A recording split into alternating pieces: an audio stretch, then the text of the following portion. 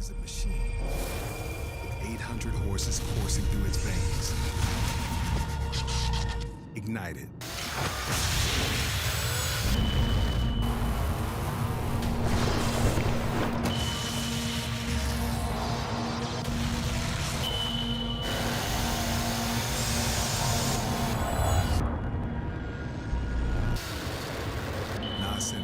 Human horsepower.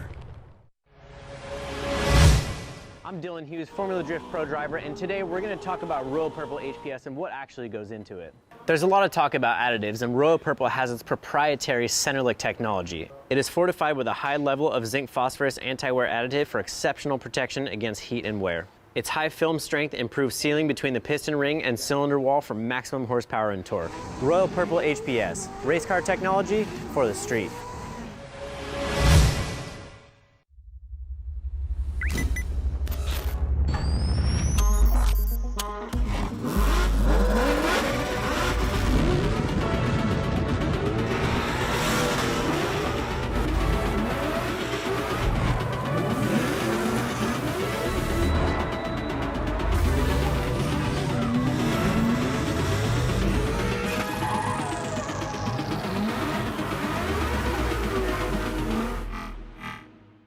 The Falcon Azenis RT660 is the enthusiast choice for ultra-high performance. Engineered for predictable handling and stability, the RT660 provides maximum traction both on and off the track.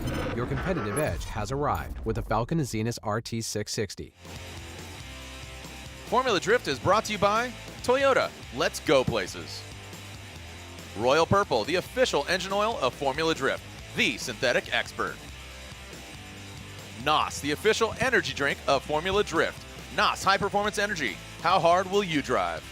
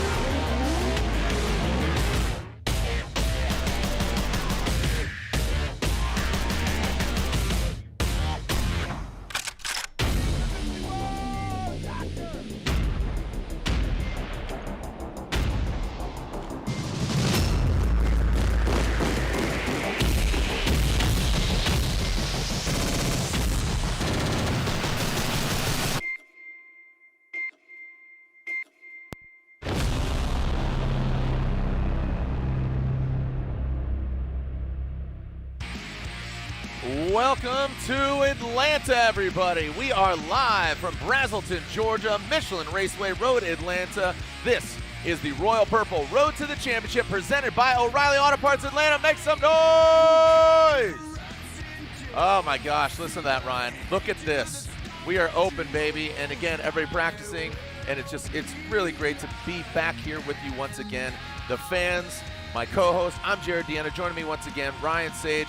Ryan, beautiful day. We had amazing weather yesterday, and it's just bleeding into today. But overall, debuting a new qualifying format yesterday, and here we are, head-to-head action, the essence of Formula Drift. Yeah, that intro kind of gave me chills a little bit. It's amazing to see all the fans out here. Saw a lot of familiar faces. The energy is incredible. The weather is awesome. We've got that great breeze, and all of the weather that was potentially coming this weekend started earlier in the week, so we are set ahead to have a great top 32. Yep. Then our traditional break into the top 16. We haven't done this here for 762 days, I believe. But who's keeping count? And the last time we actually had a fully fan-participated event was 2019 at Irwindale.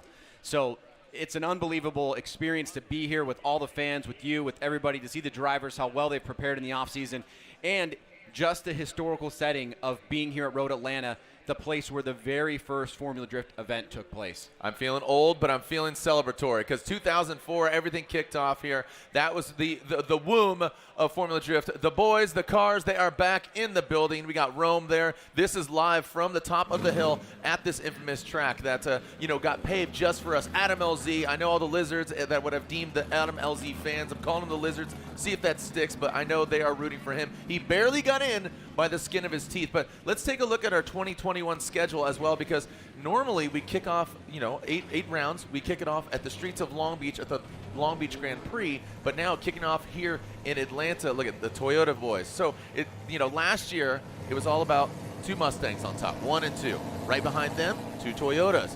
But everybody's back in their trusty steeds because they are returning with the same tires, because with Nitto tire top 4 and the same vehicles. But Odi Bakchis, same vehicle. But I like what you said yesterday in his qualifying run. He seems a little bit different, a little more aggressive. Yeah, he certainly did. And as we take a look at the 3-time champion there, also debuting on a new set of tires, a new tire manufacturer as well, there was a lot of changes in the offseason. And one of the things that we really didn't know coming into this 2021 season, which was the hardest season to plan a championship tour around, was how many drivers there were actually going to be. As of little as a month ago, we thought maybe it was going to be down to 20 drivers in the Pro Series. We come into this event with 33 drivers. We saw Ryan Littoral not able to make it into yesterday's qualifying. That puts us at a full field for qualifying last night and into today. All right, well, it's not just us talking about it. Let's quickly go down to Lorette Nickel, another member of our team. Lorette? Well, you guys, thank you so much. So excited to be here for round number 1, Atlanta, and the number 1 qualifier, Matt Field, who was having a great practice yesterday, and you just needed to carry the momentum forward to grab that #1 spot. Is that right? Yeah, our strategy was pretty simple. We're doing it because everyone else fell off. I don't understand why. We made a small setup change. I went out and I did the same lap that I had been doing, and I got the top spot. To be honest, I was a little bit surprised, but I think everyone's trying to learn the knockout style. I like it. I always have. A lot of the times my first run is the better of my 2 runs, so if that's how it's going to be this year, I'm all right with it. All right. Well, Matt Field, thank you so much for your time. Guys, calm, collected, and confident. I had some words with Matt, and he just said, I'm gonna have some fun, man. I'm gonna party in the pits, you know, when it's all over and it lands where it lands. And I know he had a really good fun time on Drift Week, but you know what? He talked about qualifying. He was a #1 qualifier. He got a 95. Might have gotten challenged by JTP, but that one and done run, JTP got a 95. Let's take a look at, again, this brand new knockout qualifying format being debuted. Von Gittin Jr., he started the whole qualifying thing because we actually go in descending order, right? So we start at the top and work our way down. Yeah, well, he probably had the most pressure on him. He was the first driver out. He is the current champion from the 2020 season, trying to come back and back that up and also become the second or the third 3-time champion, as now he's got 2 in the books along with James Dean and Chris Forsberg. He did what Von Gittin typically does. Aggressive, consistent, nice overall qualifying run for him. Put him well into good position, and so there is your champion with his qualifying run. Frederick Aasbo, here's our second place in points. He also had that tie early on at the 93 with a bunch of other drivers, Odi Bakchis and Von Gittin Jr., but was able to get the nod because the breaker, the first tiebreaker on style, Frederick Aasbo was able to pick that up and get that second place spot. Yeah, got that second place spot, but then I think you pointed it out where actually Odi tied him with a 93 line, angle, and style, and then it defaulted to their overall rank. That was really, really cool. But Frederick Aasbo, again, back in his trusty vehicle. He's in the Supra, and if you can recall, last year he won the first round on the maiden voyage, the debut of that vehicle. But this is the gentleman that took it all the way to the top, and that was Matt Field. And this is a big difference here that we saw with Matt Field and a lot of the other field. It's on his initiation, very little e-brake, and then filling this second outside zone completely while still getting relatively close to that inside clip. We saw a lot of drivers struggling with the keyhole, also struggling with the initiation, using more e-brake than the judges want to see in that area. Matt had that fluidity. He seemed very confident. He used the angle of the car to slow himself down, and that's the kind of stuff that the judges want to see. Here's a look at our top 32 drivers. It's a full field. We had 33 drivers show up. Unfortunately, Ryan Littoral's vehicle not running, but you can see some of the brackets here. You know, Federico, he's back in the building. Simon Olsen, a brand new rookie from Norway. He's piloting a 2JZ-powered brand new Toyota Supra. He's going against his Norwegian confidant, that is Frederick Aasbo. Any other battle stand out to you there, Ryan?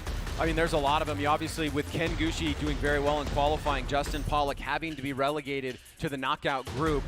Because he got no higher than 25th place, he's going to be facing Ken Gushi in the top 32. That is definitely a battle to watch. I think Chelsea Denofa is one to watch here. Just I was with Von Gittin Jr., Chelsea, and even Travis Reeder at St. Louis Auto Show, and just he's had so much seat time, you know, between his drift school that he operates there in the PNW, and then just being behind the wheel of a Ford Mustang doing so many different activations. I think he's one to watch for sure, but a lot of the vehicles changing up tire manufacturers coming into this year. Some, like I talked to Dean Kearney, this morning, and he says, I've been on a previous tire company for 10 years, and now I have to switch it up.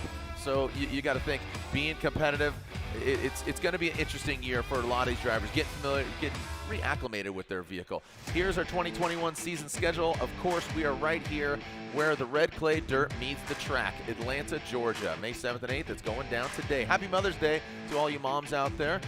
Orlando, May 21st, 22nd. We go to E-Town for the first time ever. It was on the 2020 schedule, but of course, due to the pandemic, had to shut it down. But we are going to the first ever North American purpose-built drift stadium at E-Town. And this is a place where, you know, Chris Forsberg, Tony Angelo, Von Gittin Jr., Ryan Tuerck, Matt Petty, the Club Loose, the Bloodmasters, that's where they kicked it off. Erie, Pennsylvania, a brand new venue for us, a new track. Ryan, you said you're going to go out there, do a site visit there in just next week. Monroe, Washington, love the Pacific Northwest, Evergreen Speedway. St. Louis, Missouri, we are going back to Gateway International. It's going to be an awesome one. Worldwide Technology Raceway. And interestingly enough, Long Beach plays host around 7. So deep into the season, they go to the most unforgiving track that is the streets of Long Beach, and then after that, they go and end the season with an exclamation point once again at Irwindale Speedway. Yeah, that was the most difficult calendar we've ever had to put together. One, because we were guessing about how the pandemic was going to be, but the other part was we didn't really know what was going to happen with Long Beach, and we didn't have SEMA to make an announcement, so we pushed it deep into the 21 season to make that announcement. But as we focus our attention here, Jared, at Road Atlanta, here is a look at our overhead, the 2-scale version of the judging and the momentum zones that the judges are going to be utilizing here in the head-to-head competition. You can see that first long momentum zone starts well past the start line, but continues into that first inside clip.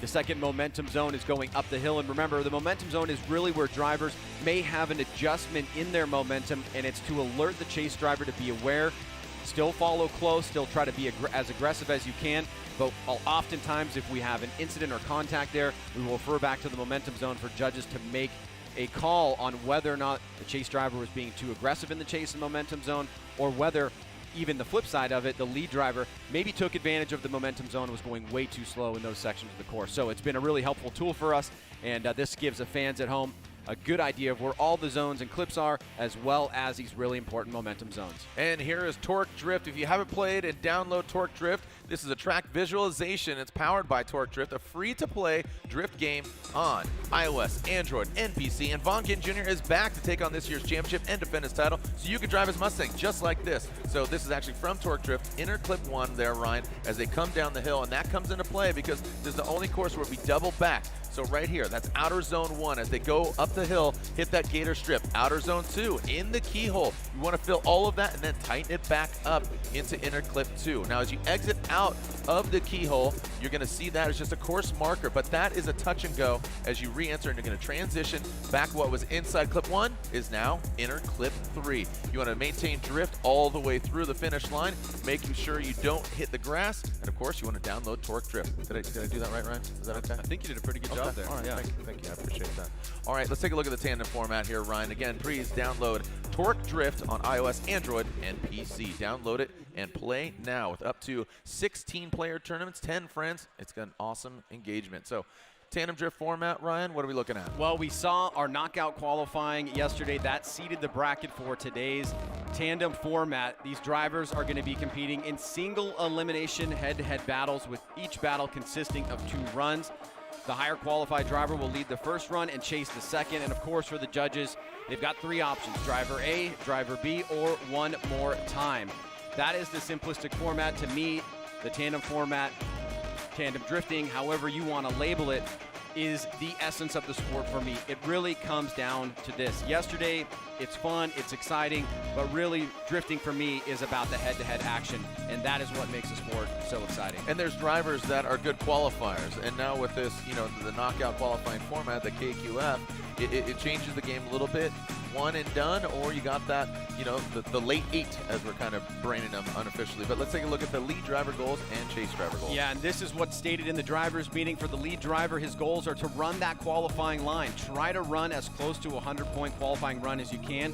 Run a chaseable lead run, and that's going to come up. We know it will. We had some discussions with the judges about it last night, and also follow the momentum map. As for the chase driver goals, initiate no later than the last initiation point, which is that single cone coming down the hill. You want to maintain close proximity to the lead driver, of course. That is a big part of drifting. Match or better the lead driver's angle, and of course mimic the lead driver's transition in line. A good way to think about it for new fans is treat the lead driver like a moving clipping point. Wherever he goes, you go. Even if he makes mistakes, and the judges will put that on the lead driver. So there you go. You got to really think about your own line, where you're at, what's going on. There's so many different things. So impressive, and just if yesterday was an indication of what's to go down and even practice earlier today, here's our top 32 drivers. We're going to jump right into it here in just a moment. Matt Field, number 1 qualifier, the Beast from the Bay, will be going against Jonathan Nerren, the number 32 qualifier. Jonathan Nerren had some words with him, and he's got a brand new car. When we come back, we're going head-to-head here at round 1 of the Formula Drift Pro Championship, the Royal Purple Road to the Championship, presented by O'Reilly Auto Parts here in Atlanta.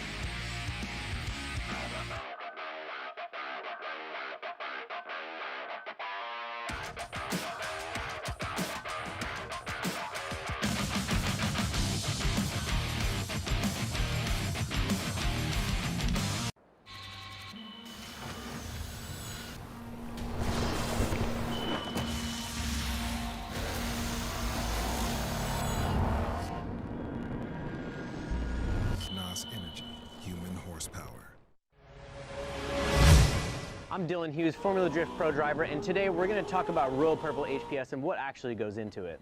There's a lot of talk about additives, and Royal Purple has its proprietary Centerlick technology. It is fortified with a high level of zinc phosphorus anti-wear additive for exceptional protection against heat and wear. Its high film strength improves sealing between the piston ring and cylinder wall for maximum horsepower and torque. Royal Purple HPS, race car technology for the street.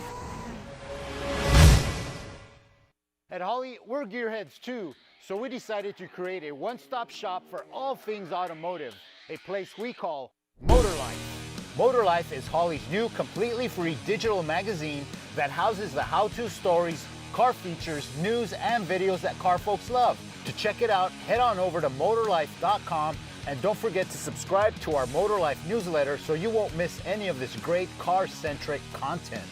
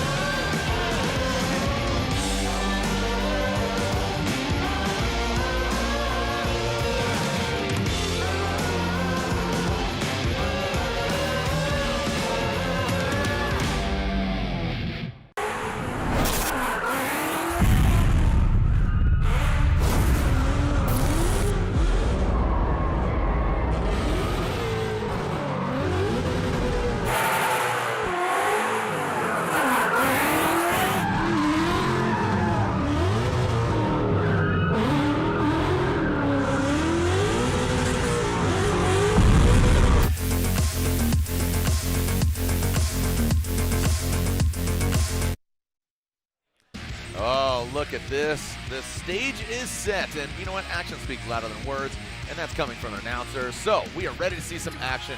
Look at the crowd filling in. Oh, it's so good to be back, and the fans are eager. Atlanta, let me hear you. Come on, make some noise. Wait a minute. We weren't here in 2020. We haven't been here since 2019. As Ryan said, 700 some odd days. Make some noise, Atlanta! I mean, you guys should be absolutely having no voice by this evening. 32 is where it begins. We have a full field, and Ryan, you talked about that. We haven't seen that in a couple years, an absolutely pure 32. There's no buy runs. You know, we have again, showed up with 33 vehicles. 32 are in the making of a great event. Totally. The weather is glorious. You look great. I like the facial hair. I like you kept it after Halloween. Sorry to cut you off. No, that's okay. Yeah, I mean, it is definitely a really cool and fun time as things are starting to get a little bit more open and we're allowed to do these things. The Road Atlanta crowd was certainly missed in the 2020 season. As we set the stage here, I think this is going to be a great welcome back. So thank you to the fans and Road Atlanta for working with us to get this on the schedule again, Mother's Day weekend, and we are excited to get this thing on the road. That's right. Let's set them up and send it. Lick the stamp and send it. Our first battle of the 2021 season, celebrating 18 years of the Formula Drift Championship. And here we are, the Royal Purple Road to the Championship presented by O'Reilly Auto Parts as we enter our first battle of the NOS Energy Top 32. NOS Energy, the official energy drink of Formula Drift. Matt Field, the #1 qualifier, the beast from the Bay, having a cool, calm, and collected demeanor. After just talking with him, seeing where his head's at, he is ready to attack. Jonathan Nerren, brand new vehicle, a brand new chassis, said he's having some binding issues last night in qualifying. He says, that was the worst I've driven ever in my drifting career. He is really absolutely embarrassed about that. So, you know what? Yesterday was yesterday. Today is a new day. So here we go. As Matt Field and Nerren will be entering the burnout box, and there we go. Matt Field, how do you perceive Matt and his vehicle and his progression over the years? I mean, when he won back-to-back, was that 2018, I believe it was, when he won in, I believe it was Texas or Seattle, and then he went on to win Irwindale. That was, I think, just a really pivotal moment for his career. I think what I've seen, and this is just, as an outsider that's not with him every single day, doesn't live in NorCal, Matt has always been an incredibly talented, pure drifter at heart. But I think the things that he's done, not only in his program, but in his personal and professional life, to really hone in the physical skills of driving, the mental skills of driving, the preparation, developing the business, all that stuff for me, from what I see on the outside looking in, has gone up quite a bit. Yeah. And whether or not that is representative, his #1 qualification is representative of things to come, I would not be surprised if it was. Yeah, his dad races. I know his, with his physical fitness even too. His sister's giving him, eating kind of, basically meal plans. He's doing muscle ups, he's doing burpees, he's doing all the things that you need to take care of yourself, mind, body, soul, and then of course, I think that really does translate into drifting and where your head is at. Now, Jonathan Nerren, we saw him for the first time last year. He started out with his Shelby Cobra Mustang and then switched back to an S chassis. And he told me this is a brand new chassis, looking to get this thing going. He could reintroduce either his S chassis or his Shelby later on this year, but right now, want to get this car refined, want to get it going. He says it's about 600-700 horsepower, so not a lot compared to, this is a nearly 1,000 horsepower beast that is Matt Field, but it's how you put it down, how you navigate that vehicle, again, in that chase position. But he is chasing down the beast from the Bay. How is Nerren going to handle our #1 qualifier? So here we are. Hashtag FDATL. Let everybody know that you are watching. We are live here at Road Atlanta, Michelin Raceway Road Atlanta, I might add. Thank you to all the hospitality, brand new race tower that they just rebuilt. And looks like Matt pulling up to the line. Don't know what's going on. As Matt Sopa on the start line. We'd like to call him Sopa on Europa because he keeps it clean up there. Make sure there's no funny business. Matt Sopa making sure, pointing to him, the lights. So the lights, if you don't know, they will illuminate. Once they extinguish, then it is time to send it. Here we go, through the start chicane. No cones were hit. It's on. Let's send it for the first battle of our 2021 season. Matt Field initiates. That Falcon Tires Drift Cave Corvette comes in tight. Nerren overshoots, goes towards the kitty litter, and Matt Field will continue on through the course. And just like that, we see our first victim of the quicksand. Speaking of quick, as he makes his way through, it looks like we will see a yellow flag, but Matt Field does continue on through the course and then shuts it down. So that will be an automatic kind of advantage towards Matt Field, Ryan. Yeah, I just want to point something out. It's going to be relevant for situations like that. When we have a course that crosses over and drivers are coming back down, if the driver that spun out in the chase position is in an area where they are going to be too close to the driver coming back down, so in this case Matt Field, they will flag him and tell Matt to stop drifting, and that's what happened there.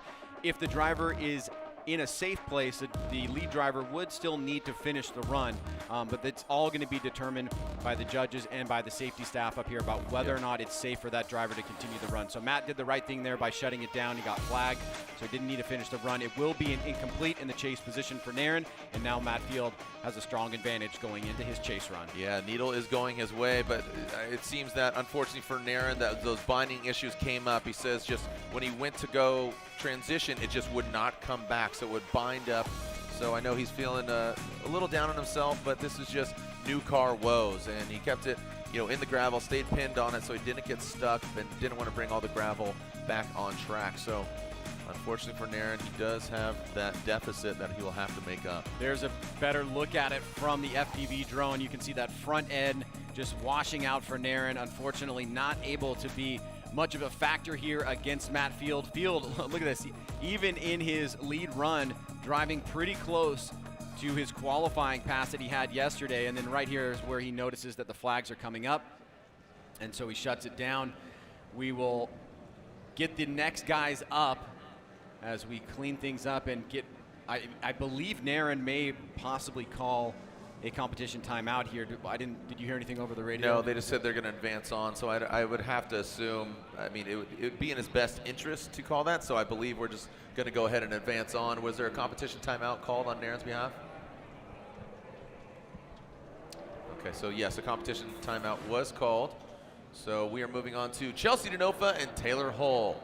Chelsea Denofa and Taylor Hull, as Taylor Hull lives right here in Georgia. So he's a Georgia boy. I talked to him in his autograph session yesterday. He says, this feels so good. I'm so glad to be back, you know, driving on big courses. He's been having some fun down in Florida, but at Clutch Kickers, but here he is having some fun on a big track with just, you know, the best of the best. So Taylor Hull, the progression of his vehicle, really excited to see what he has in store for us. He was having some troubles yesterday. His wife is a spotter, and she was telling me that, trying to get it together. But Chelsea Denofa, as I said, a lot of seat time in the off season, a lot of seat time. I mean, Vaughn and the RTR team, they are constantly busy, drifting, ripping, gripping around the country and the world. And, you know, Chelsea Denofa even has his school of drift that he teaches students. So a lot of seat time for Chelsea. Yeah, and let's see if it pays some dividends here. I mean, it's hard to get much better than second place in the championship in a 2020 season. But let's remember, Taylor Hull had a great year of his own last year, broke into the top 10. So this is going to be a tough battle in either direction.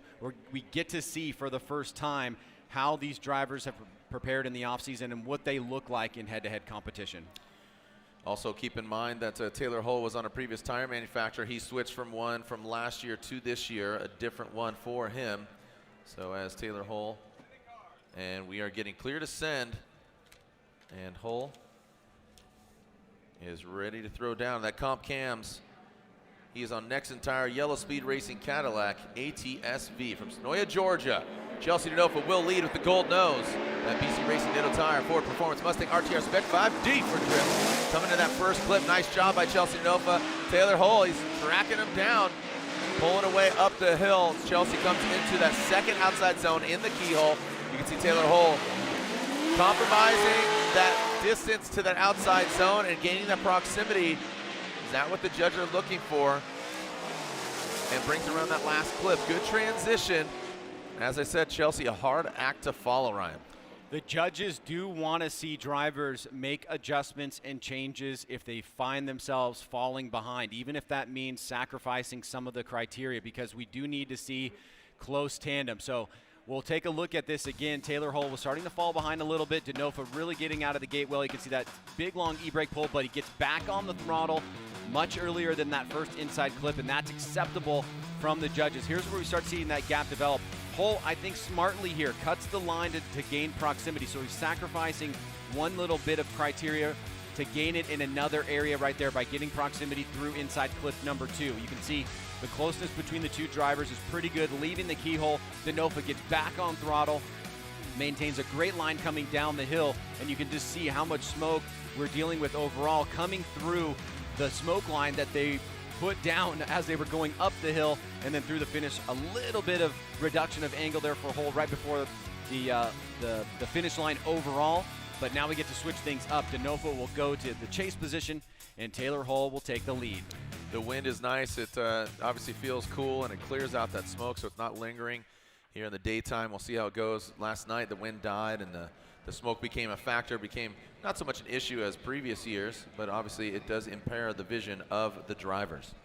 Oh, yeah, it can get crazy in this bowl. I mean, it's very wall-esque sometimes. Yeah. You know? Oh, yeah, just a smoke bowl. Yeah. Yeah, wall it just sits there like a bump on a log. Here we go. Taylor Hull out front. Denofa in the chase position. Look at that gold nose just getting to the backside of the Intimidator. Full pole Hull looking clean. Chelsea Denofa comes in a bit shallow. Taylor Hull throwing some gangster angle at it in that second outside zone. Coming through the keyhole. Chelsea tracking him down. Oh, gets squirrely, Chelsea Denofa. You saw him dip that front left tire off course, throwing him out of sorts. Ryan, was Chelsea being potentially a little too aggressive there in the chase. Looks great. Well, it's going to be a matter of the overall sacrifices between both drivers, and then also looking at their leads, where as a lead driver, you're unencumbered in the front. How did the lead run of Taylor Hull compare to the lead run of Chelsea Denofa? And then the sacrifices that were made in the chase by Taylor Hull, how did they stack up to the sacrifices that were made by Chelsea Denofa? Good distance relation between both of these drivers, so that indicates that Denofa is following like a moving clipping point. During this section of the course, he doesn't cut it. He stays with him, keeps the angle pretty approximate there to Taylor Hull in the lead position. Right here, you can see Denofa does go off course. He gets a little bit out of whack there and gives some back to Taylor Hull. Here's a better look at it. You can see 2 tires off out front with that right front just glazing the grass there. And then this last section, he does hit that inside clip through the finish line. Here it is again from the overhead, and you have to imagine what's going on inside the minds of the judges. They're looking at those 2 lead runs in their mind and said, you know, are the lead runs even? Is it going to come down to the chase runs here? Or is there another distinguishing overall factor in the lead runs that may give an edge to one driver over the other?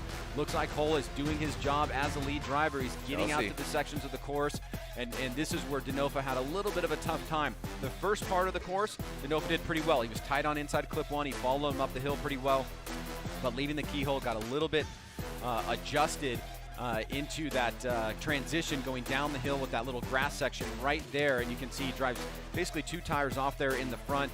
Was able to save it, does a good bit of defensive driving there, but then as he transitioned back around, he hit that final inside clip. Yeah, is that, I mean, I'll tell you what, the drone perspective has absolutely contributed immensely to judging and everything. And all right, are the judges showing what we have? Do we have a verdict? All right, so we do not have a verdict. The judges are, it's a tight one here because mistakes were made on both sides, Ryan, as you said. You know, here it is again. And this was with Taylor out front. See, as you said, Taylor doing the right things. I think Chelsea did a good job here, a little bit better than Taylor did on the keyhole, because if you recall, Taylor came in shallow, compromising, going deep on that second outside zone. But this is where it gets ugly for Chelsea. Dips 2 tires off, but not so much the tires going off, but how it disrupts the vehicle and the attitude and throwing off his line, especially on that last clip and taking it out. So, you know, did those mistakes offset kind of the shallowness of Taylor Hull? You know, there was a bit of distance between Taylor and Chelsea, with Chelsea in that lead position. Well, and you know, it's you and myself and Lorette, and we've also got Judge Ryan Lantain that can speak to us about these results as they come in. We've also got Chris Yule and Brian Eggert that are returning judges. So this is our panel as they scrutinize, take a look at replays, try to evaluate the things that were said, you know, in the drivers' meetings, and come up with a consistent result here that they feel that they can justify. So obviously no quick answers here, and it does look like we have results in. Just getting some things situated here. Yeah, finalizing details. Yule, I feel like a singing Soldier Boy all of a sudden when I say Chris's last name. Yule. What do we got? Lantain throwing on his headset, getting some insight. And is there a verdict? You guys all inputted yours, Ryan? Yeah, we did all input, and you can see them going up. Oh, on the one more screen now. time. Yeah. And look at that. It's OMT across the board, so it's a one more time between Denofa and Hull. Ryan, over to you. It came down to the amount of cheating from both drivers, or compromises that they made. They were mostly made in the chase position. Both drivers did a pretty good job in the lead, but it came down to the chase positions, and Chelsea dropped 2 tires minimum, it looked like, exiting the keyhole, and it was just a little bit too much for us to give him the win. We told him in the briefing that we would rather see a driver cheat a little bit and then get back online quickly, mimicking the line and the angle of the lead driver, but they have to do so while remaining within the confines of the track. And if they start dropping tires and hitting cones, then that's going to be a bit of a problem. So in this case, Chelsea did cheat a little bit. Taylor did cheat in his run, chase run as well, and that's where it came down to kind of seeing cheating from both of them. Right. Cheating's the wrong word. Yeah, I was gonna. Can we compromising? Thank you. That's because there's no cheating going on, but compromising, cutting the line. Yeah, we always call it cheating because you're cheating compared to what the lead driver's doing, right? You're cutting some corners and you're taking a different line that is more. It's easier for you to maintain proximity when you're doing that, and we say that we want them to do that, but very quickly and shortly, and then remain on the same line and angle. So that's where we're at right now. compromising line. Let's get rid of the word cheating because people might just have that stigma of Right, that they're cheating and they should be disqualified. That's not the case here. No. It's just cheating the line is slang if, Yes. we're just amongst us fellas. Right, yeah. So All right. compromising the line and the angle. Copy that. All right, so it was unanimous. One more time between Hull and Denofa as we go back to the Nerren and Field battle. Nerren called that competition timeout as he found himself in the kitty litter early on, again, having those binding issues. Ryan, this is when it comes into play. This is where it gets tricky. Nerren said he had the worst drifting he had yesterday. He goes in the kitty litter on his first run. Now, if you're Matt Field, I'd kind of pedal back, man. I'd kind of take it easy given what you've seen, but you don't want to give him too much room because then it would be kind of an inactive chase. But looks like Nerren's put it together now, but is this too little too late? Matt Field, the beast in the bay, chomping at the bit. Jonathan Nerren doing really good right now into that second outside zone, but Matt Field knows he has an advantage. He's going to keep it close, and there he goes. Nice past that touch-and-go area, and then in and around that final front flip, Ryan. With Nerren making that mistake, if he had 2 runs like that, we'd have a dogfight on our hands. But unfortunately for Nerren, going in the kitty litter, why am I talking so many animals here? Don't forget to spay and neuter your animals. Here we go. Look at it again, Ryan. Well, one of the most challenging things as a chase driver is understanding when you should attack and when you should lay back. And this is a perfect example of trying to find that happy medium of both things, because obviously we have Nerren that has an incomplete, but as easy as it would be for a driver in the chase position to lay back, Matt Field also wants to be able to put enough pressure on to not even question the call, but also to make sure that he doesn't get out of rhythm as a chase driver. And so this is another, I think, argument in the favor of Matt Field and his progression as a driver here. He surged at the right moment, kept good proximity on, didn't allow himself to get too far back, and made a really good showing of it here after the competition timeout. All right, I believe we know it's going to be unanimous. Unfortunately for Nerren, it looks like his day is done. But looking forward to seeing him in Orlando as Matt Field, the beast from the Bay, cool, calm, and collected. He comes up lucky 7s across the board and gets the win and advances on. Who he's going to go against? TBD. So there it is. So again, Ryan, right out of the gate, we see Field and Nerren go at it, and it seems that the cool, calm, and namaste right here, says Matt Field. Well, last night, you know, we were saying that as we get through the field, we're going to kind of understand where everybody's at. And as we start to get through the head-to-head matchups, I think we're going to also see some themes start to develop. Last year, we didn't have a merit-based system to get people into qualifying in the same way that we've had in the past. Right. Now we do have that, and so the matchups that we're going to see here are going to be matchups that are deserved based on how you qualified. And I think that is going to make for a better overall show, but it's also going to pair drivers that are at the current moment competing at the same level.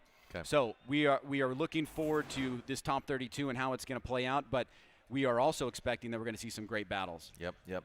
Speaking of great battles, look at these vets. Ken Gushi, a day 1er, Justin Pawlak about a day 2er, year 2, I believe it was, late 04 or early 05. We saw JTP, Justin Pawlak, and Gushi, I would say, smoother driver. Justin Pawlak has this kind of just punch you in the face kind of attitude. It got him in trouble yesterday on his first qualifying run, pushed him to the late 8, and he had to fight to get into qualifying or get a score on the board because he had it incomplete on his first run, and then he throws down a 95. So quite a contrast from 0 to hero, but obviously the highest he could qualify was that of 25th. Yeah, he came into the drivers' meeting this morning or early this afternoon and basically said run number 1, he had some vehicle malfunction issues, vehicle problems. So obviously that was not representative of him in his full capacity, but it makes it a much more interesting top 32 for all of us now because he's going up against number 8 qualifier Ken Gushi, who also looked very strong yesterday. All right, so number 8 qualifier going against Justin Pawlak, who very well could have been, in the top 5 if he didn't have those car issues, and we are ready to send it. Ken Gushi, ready to throw down. He's operating his own team this year in that Gazoo Racing. Ready, Toyota Supra, and of course the Falcon tire. Look. We get a cone, we get a restart here. All right, we'll find out exactly what happened. It does seem like a restart.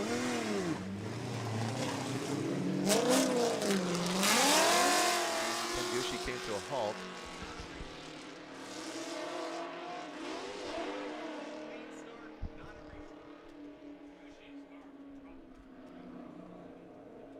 Okay, so we are hearing that is not a restart. That, I mean, the attitude of the vehicles looked like, oh, lights went off, they came to a halt. We're hearing from Ken Gushi's spotter that he needs a competition timeout. Oh, what a bummer. So that Gretty Gazoo Racing, Toyota Racing Supra of Ken Gushi, that will be a deficit. That's like him going to the kitty litter. That is a run. He pulled away from the line. It's a competition timeout about 15 seconds too late. Oh, boy. Oh, well, I mean, that's just how it goes, man. What a bummer. So here it is. Clean start. No cones were hit. Didn't jump the light. Everything's good. And all of a sudden, oh, no. Oh, no. Right? And then Ken Gushi comes to a halt, and as does JTP. So we are finding out from Gushi's team. Competition timeout is called. And that means he'll have 5 minutes to assess anything going on with the car, see if it can get repaired as we take our NGK competition timeout. NGK, in addition to providing spark plugs for domestic and import vehicles, NGK produces spark plugs for motorcycle, power sports, marine, and outdoor power equipment. NGK also offers complementary ignition product lines, including ignition coils, resistor caps, spark plug wires, and high-performance cables. For reliable performance, trust NGK, the ignition specialist. Visit ngksparkplugs.com to learn how NGK is redefining the category with high ignitability technology through its ruthenium HX spark plugs. All right, as we are overlooking Ken Gushi in his pit, Ryan.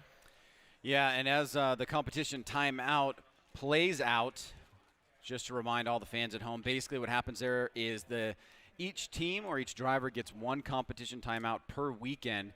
And a competition timeout is equivalent to up to 5 minutes to fix your vehicle. The time does start as soon as you put hands on vehicle back in your hot pit area.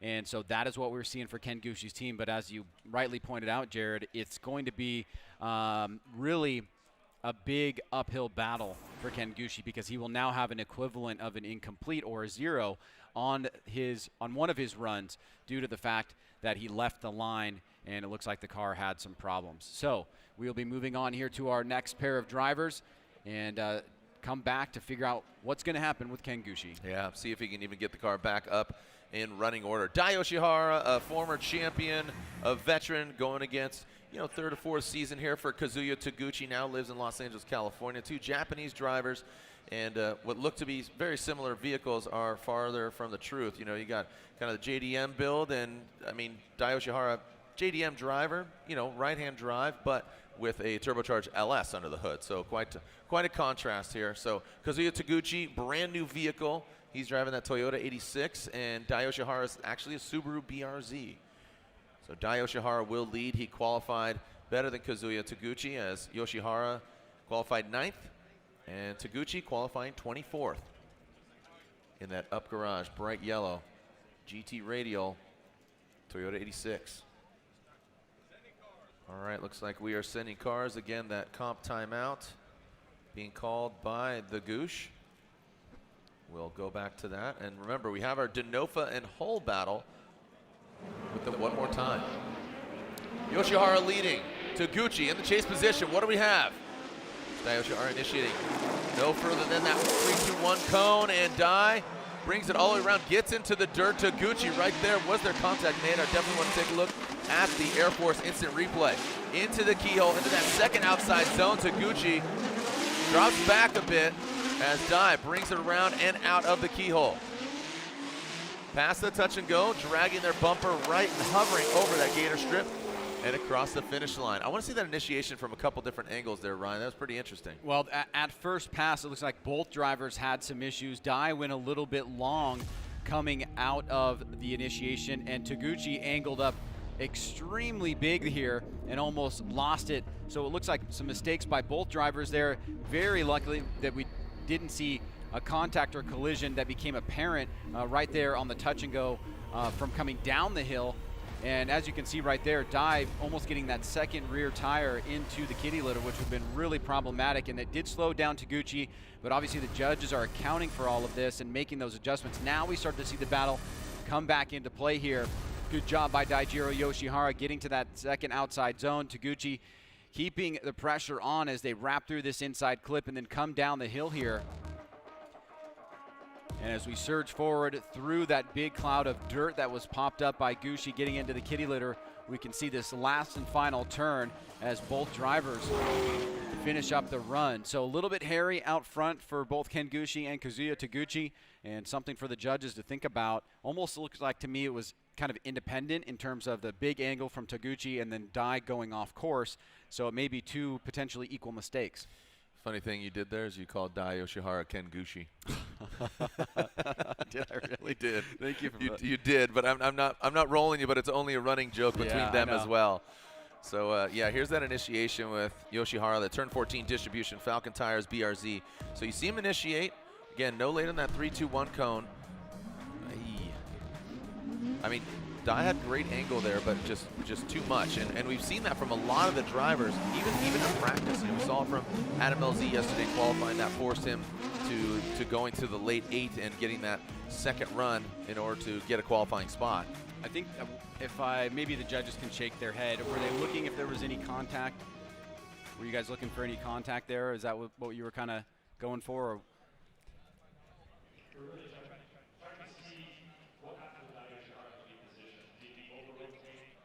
Got it. Okay. Here we go, second half of the battle here, Jared. Kazuya Taguchi out front in the lead position with Daijiro Yoshihara chasing him down.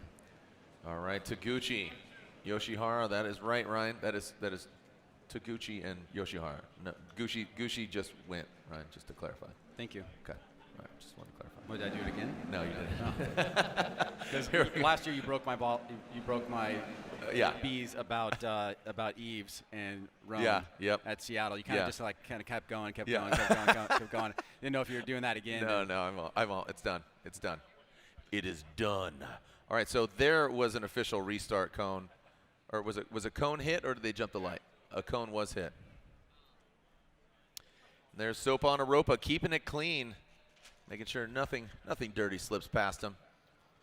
And you see it right there. So that is strike one. This is the only thing that we implement of a traditional stick and ball sports. A few cobwebs getting kind of brushed away here. Yeah. I feel like for some of the drivers, maybe some nerves. Yeah. Right. It means everything now. Mm-hmm. Yeah, a lot of pressure again. Round one, Atlanta, just a really cool track. Some of these guys seeing it for the first time, you know, because last year we weren't here. We're here since 2019, and here we go. No cones were hit in the making of this run. Taguchi up front, Yoshihara in the chase position. Let's see how they initiate. Taguchi, a slow roller into it. So you talk about that rate to angle, Ryan. Not super fast, but does get to it. And Taguchi, very fluid, coming to that second outside zone, gets out there, just dips the toe and doesn't, and then, look, he did that yesterday in qualifying as well. Got to that second outer zone, but then overshoots that inside clip. Now past that touch and go, good job by Taguchi, shredding that back bumper as they bring it around that final clip run. Well, it's worth noting that there are two obvious passing areas at this course, and as we know, a pass can only be done on an inside clip. So you've got the one at initiation and the one in the keyhole here. But let's take a look. A much better start by both drivers. Not the most aggressive initiation from Taguchi, fairly conservative. Dai Yoshihara tucks up on the inside, trying to gain that proximity coming up the hill. And we know how hard it is to get the timing right into the keyhole. But Taguchi does a really good job getting into that outside zone. He does leave it a little bit early, but right here, a critical mistake by pushing way too wide. And that's where the connection between coming up the hill, the horseshoe, and that inside clip all come into play. And unfortunately, he does have that mistake. Daijiro Yoshihara smartly was able to avoid any problems of a pinch moment at coming out of the keyhole or after the inside clip. And our poor cones are getting absolutely hammered there. But now we've seen the succession of these two laps, and the judges will tell us, so we can find out who's going to be moving on to the top 16. Moving our way through top 32. We only have one driver that has advanced. Again, Denofa and Hull we will go back to. And then Gushi called that competition timeout with just barely rolling off the start line, so that is an absolute bummer for him. And here is our side-by-side instant replay. The BC Racing custom coilover, side-by-side graphics, the official suspension of Formula Drift. Go for gold.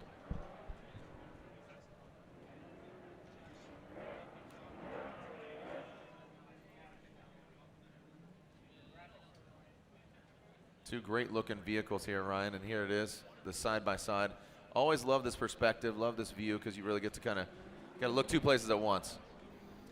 Yeah, getting a good look at it here side by side, kind of seeing on that initiation. The judges talked about that quite a bit and requested a number of different replays. I have to imagine that's going to play a big factor in the overall result.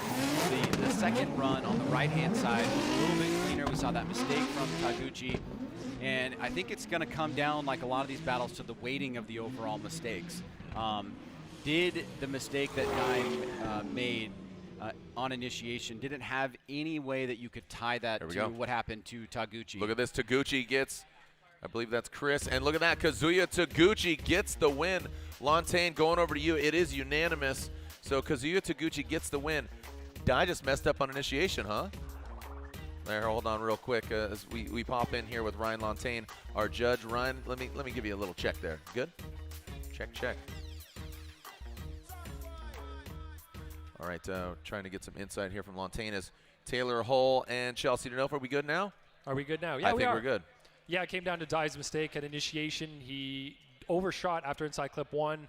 Decelled considerably in that area, dropped a tire. That's not an area where you're allowed to slow down on the momentum map, but he did drop the tire. Taguchi did an amazing job of adapting behind him, stayed drifting, transitioned actually before Dai got off the dirt. It was pretty incredible the way he placed his car, was very patient, and was able to continue through. And Taguchi had a good run, but that mistake just, from outside zone 2, he did that yesterday in qualifying, from zone 2 inside the horseshoe on that front clip. He overshot it. He did overshoot it there. He managed to get through the run pretty safely. Dai did follow him through there, but we just figured that we saw that mistake that Dai made, and it was pretty big, so it was hard to overcome that. Right on. Thank you. All right. Thank you, Ryan Lantain, one of 3 judges. Chris Yule, Brian Eggert, Ryan Lantain, our 3 judges. Now, this is a full poll. One more time, we'll see a full poll. Hull can take down Chelsea Denofa, 2nd overall in the 2020 championship. As Denofa qualifying 16th, Hull qualifying 17th. So fairly equally matched here. A shimmy there from Hull as he initiates.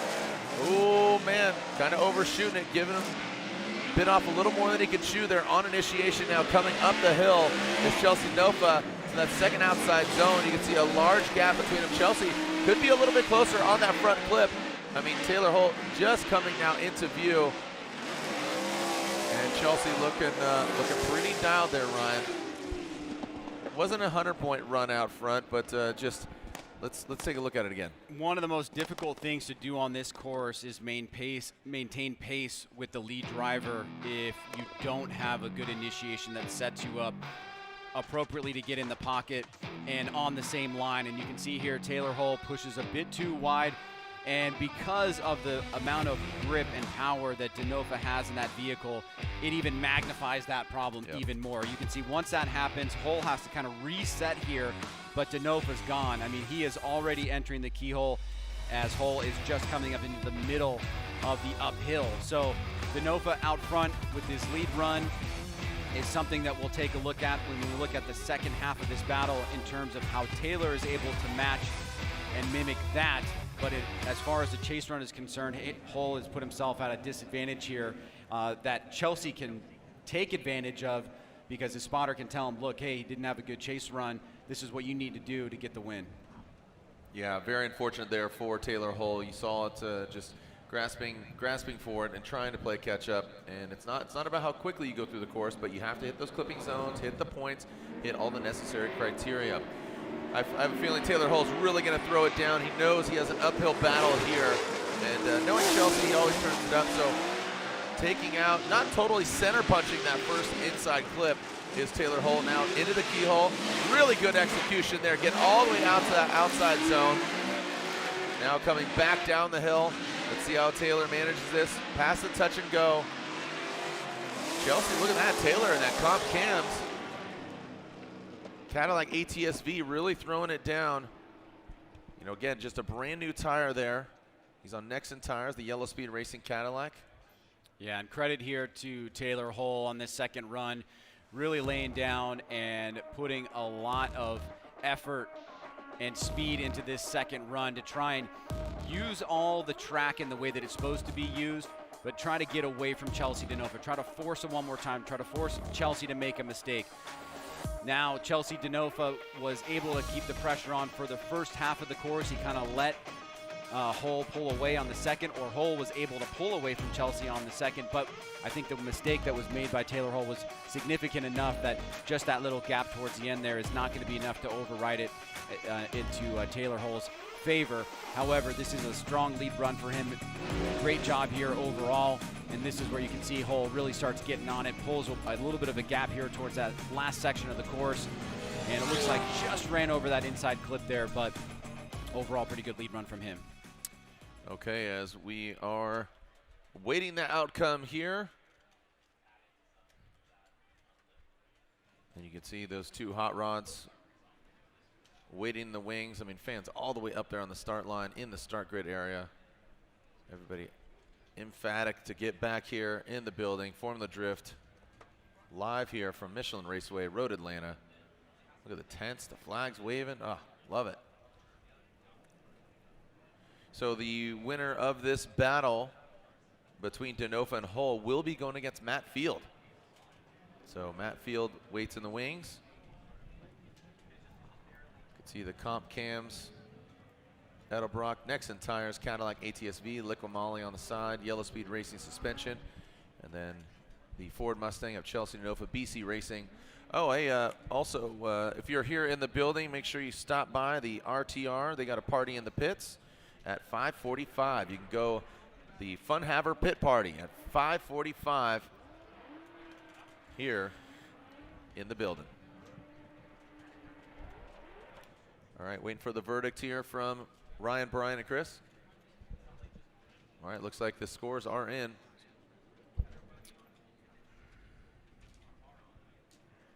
And you can see Justin Pawlak there on the other side. And here they are. Slide him left for Denofa, right for Taylor Hull.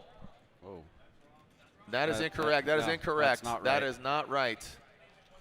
That is incorrect. And just want to clarify to the judges, Ryan Lontaine, obviously computers, sometimes they're friends, sometimes they're enemies. Everybody's had a little bit of grace during COVID, right? Zoom calls getting all glitchy and all that. Yeah, so Ryan, just wait. We're going to turn on mic too. There we go. Yeah, we're going to blame it on the sun shining on our iPads up here, making them hot, overheat. You know, they're not really responding the way they should. But yeah, Chelsea Denofa did get the win on that one. For me, it came down to the way that Chelsea came up the hill, filled outside zone 1, used this amazing speed and momentum to get all the way up to outside zone 2, filled it one of the best ways I've seen yet from beginning to end of outside zone 2 with a high degree of angle, and then got down to inside clip number 2.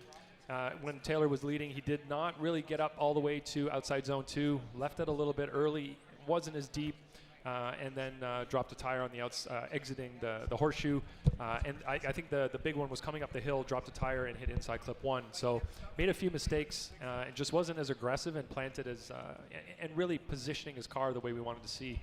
We talked in the driver briefing about that outside zone 2, and Chelsea did it exactly as we said it. Right on. Well, thank you for your insight. And of course, so the visuals did not depict the outcome. Chelsea Denofa unanimously gets the win. Chelsea Denofa moves on, and he'll be battling Matt Field in the top 16. All right, we're going back to the second half of this battle. Unfortunately, Gushi rolled off the start line, shuttered down, called the comp timeout. And now Justin Pawlak with the advantage, and Ken Gushi with the deficit and minus a comp timeout. That gritty Gazoo Racing Toyota Supra, and Ken Gushi changing tires again. He's jumped around on quite a few different manufacturers over the years, but now he's going against the Falcon tire shrouded Ford Mustang, and already you see that Ken Gushi having hiccups, having problems right out of the gate. Justin Pawlak looks like, I believe, he will get a full pull, and as long as he keeps it between the lines, he will have the victory here, as Ken Gushi turned around and went right back up the hill. So unfortunately for Ken Gushi, Not a great weekend for the Gush, but JTP, Justin Pawlak, out for blood. It looks like the car is definitely quite a contrast from that first qualifying run yesterday, Ryan. Got a feel for Gush, man.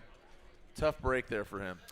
Yeah, especially after the performance that he had last night. It looked like the car was fast. He seemed aggressive. He seemed pretty situated and feeling comfortable and confident overall is the vibe that I think a lot of us were getting. And so to have the vehicle break down on, yes, super bummer for Ken Gushi, but that'll put Justin Pawlak in the top 16 against Kazuya Taguchi. Local time here, 4:45, as we were scheduled to go to 5:30. I believe it's going to go considerably longer than that, but we have plenty of time as live stream will kick off 7 o'clock for opening ceremonies, top 16 introduction. And we are moving on to our next battle. Federico Sceriffo slides back into the chat room. He skipped that 2020 season, but back at 2021, and here he is with Fiorella, his 599 Ferrari, going against the defending champ and two-time champ, Vaughn Gittin Jr. So Vaughn Gittin Jr., the Monster Energy Nitto Tire Ford Performance Mustang RTR Spec 5D.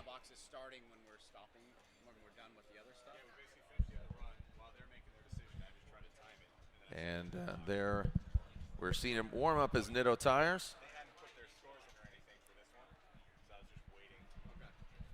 And Federico Sceriffo from Milan, Italy, says he's made the Ferrari considerably lighter, and it definitely shows very nimble. And Vaughn qualifying 4th compared to 29th of Federico. He was another one that was in the late 8 last night who had to go for the second run. And Federico, new tire manufacturer for him as well. As Federico Sceriffo, he is on Nexen tires, the Triple F racing department. And we are ready to go. Pulling them on up. Federico, let's get up there, buddy. We do have the burnout box clock, so they don't go too long. And here we go with Vaughn and Fetty on this battle. The winner of this battle will go against, of Rome Charpentier or Dylan Hughes in the top 16. Again, the cameras are fixed, and we are good to go. So the gold nose of Chelsea Denofa, rivaled by the silver nose of Vaughn Gittin Jr., the chrome nose of the RTR. RTR ready to rock for a new generation of Ford tuners, not just limited Mustangs, F-150s, the all-new Bronco. Here we go. Vaughn Gittin Jr. out front. Fetty in that chase position. Vaughn initiates.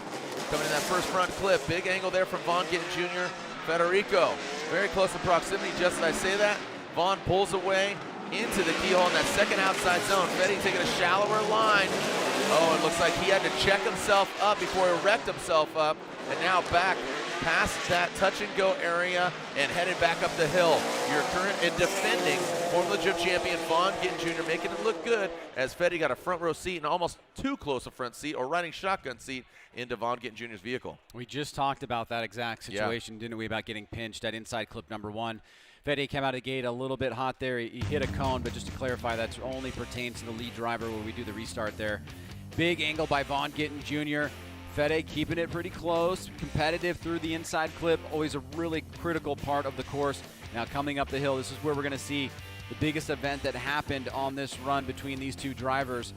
Vaughn getting out to outside zone number 1 and then into 2 as Fetty starts to close the door. He's going to start getting closer to Vaughn here, but then take this tighter line. Now as Vaughn transitions to inside clip number 1, Fetty is coming in too close and too tight, it looks like, and he gets pinched off there and has to make a big adjustment in order to avoid contact with Vaughn Gittin Jr. You can see Vaughn is taking that wide line. He's leaving the outside zone number 2 at the right moment, and Fetty had just come in and overcommitted himself to that line, and unfortunately he gets pinched off there. So he will have some ground to make up as now he will go to the lead in run number 2. All right, Fetty, this is where it gets interesting, right, Ryan? I mean, Fetty, haven't seen him in a couple years. Vaughn Gittin Jr., I don't know if they have seen battle against each other.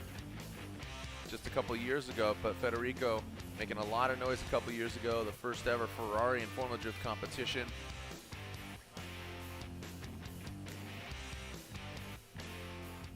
And Fetty's door is open, wondering what's going on. Is he 100%? Is he having issues at the top of the hill? Formula Drift officials wrapping out with them, seeing what's going on.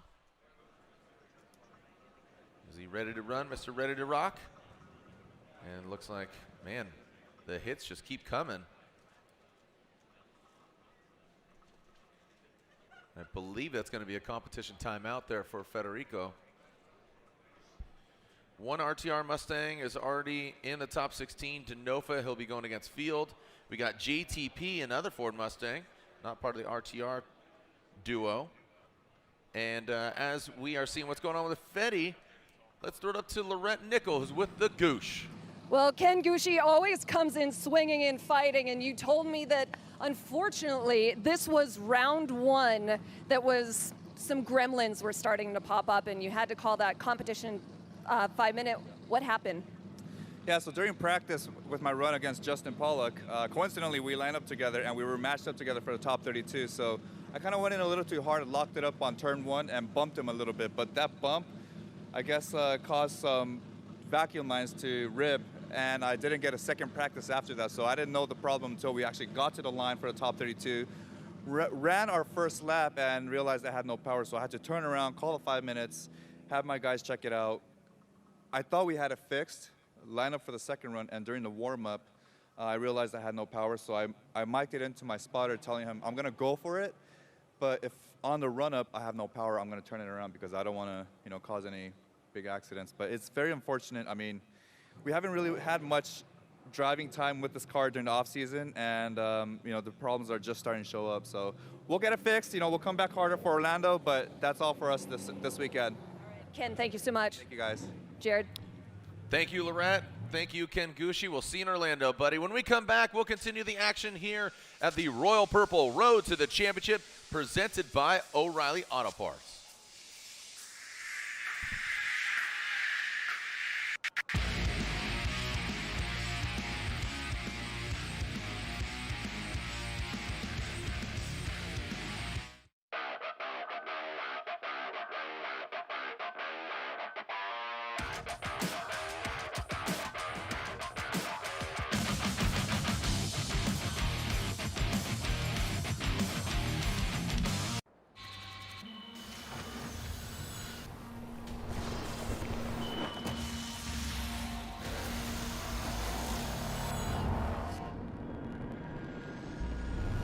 Energy, human horsepower. I'm Dylan Hughes, Formula Drift Pro driver, and today we're going to talk about Royal Purple HPS and what actually goes into it. There's a lot of talk about additives, and Royal Purple has its proprietary Centerlick technology. It is fortified with a high level of zinc phosphorus anti-wear additive for exceptional protection against heat and wear. Its high film strength improves sealing between the piston ring and cylinder wall for maximum horsepower and torque. Royal Purple HPS, race car technology for the street. At Holly, we're gearheads too, so we decided to create a one-stop shop for all things automotive, a place we call Motor Life. Motor Life is Holly's new completely free digital magazine that houses the how-to stories, car features, news, and videos that car folks love. To check it out, head on over to motorlife.com, and don't forget to subscribe to our Motor Life newsletter so you won't miss any of this great car-centric content.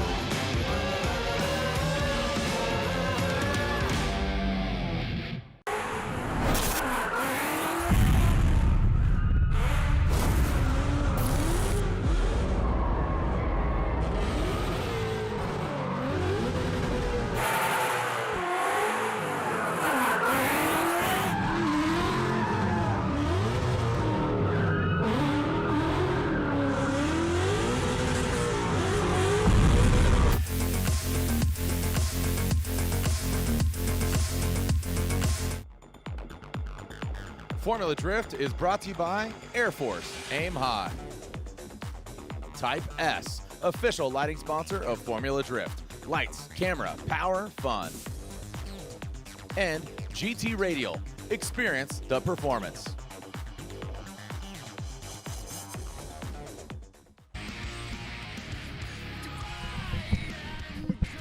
All right, we are back here. Ready to see who's going to throw down here. Fetty with that competition timeout. Round 1 of the Formula Drift Pro Championship. Ryan, little slow trickle here. What's going through the driver's head? I feel like, you know, we had some momentum. Right now it's just kind of a little lull. We got three competition timeouts and one more time in the first few successive battles here. So we are making our way along, but it has not been an easy road for some of these drivers so far, as we see Rome, Charpentier, and Dylan Hughes up next. BMW against BMW, battling it out here.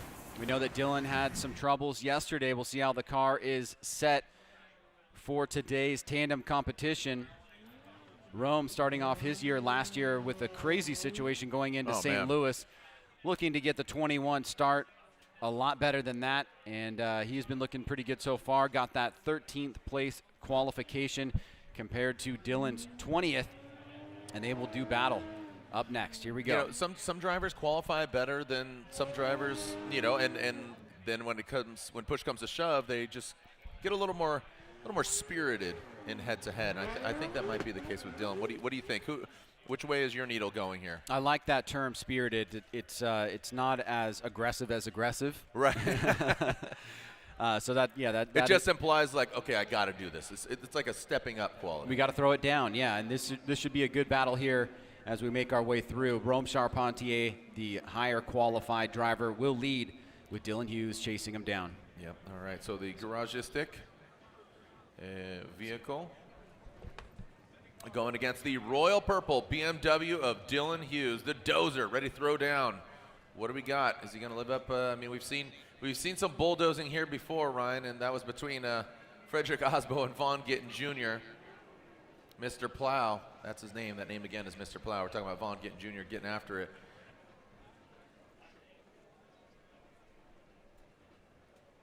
And Rome waiting. Got to restart. Okay. Matt Sopa on the line.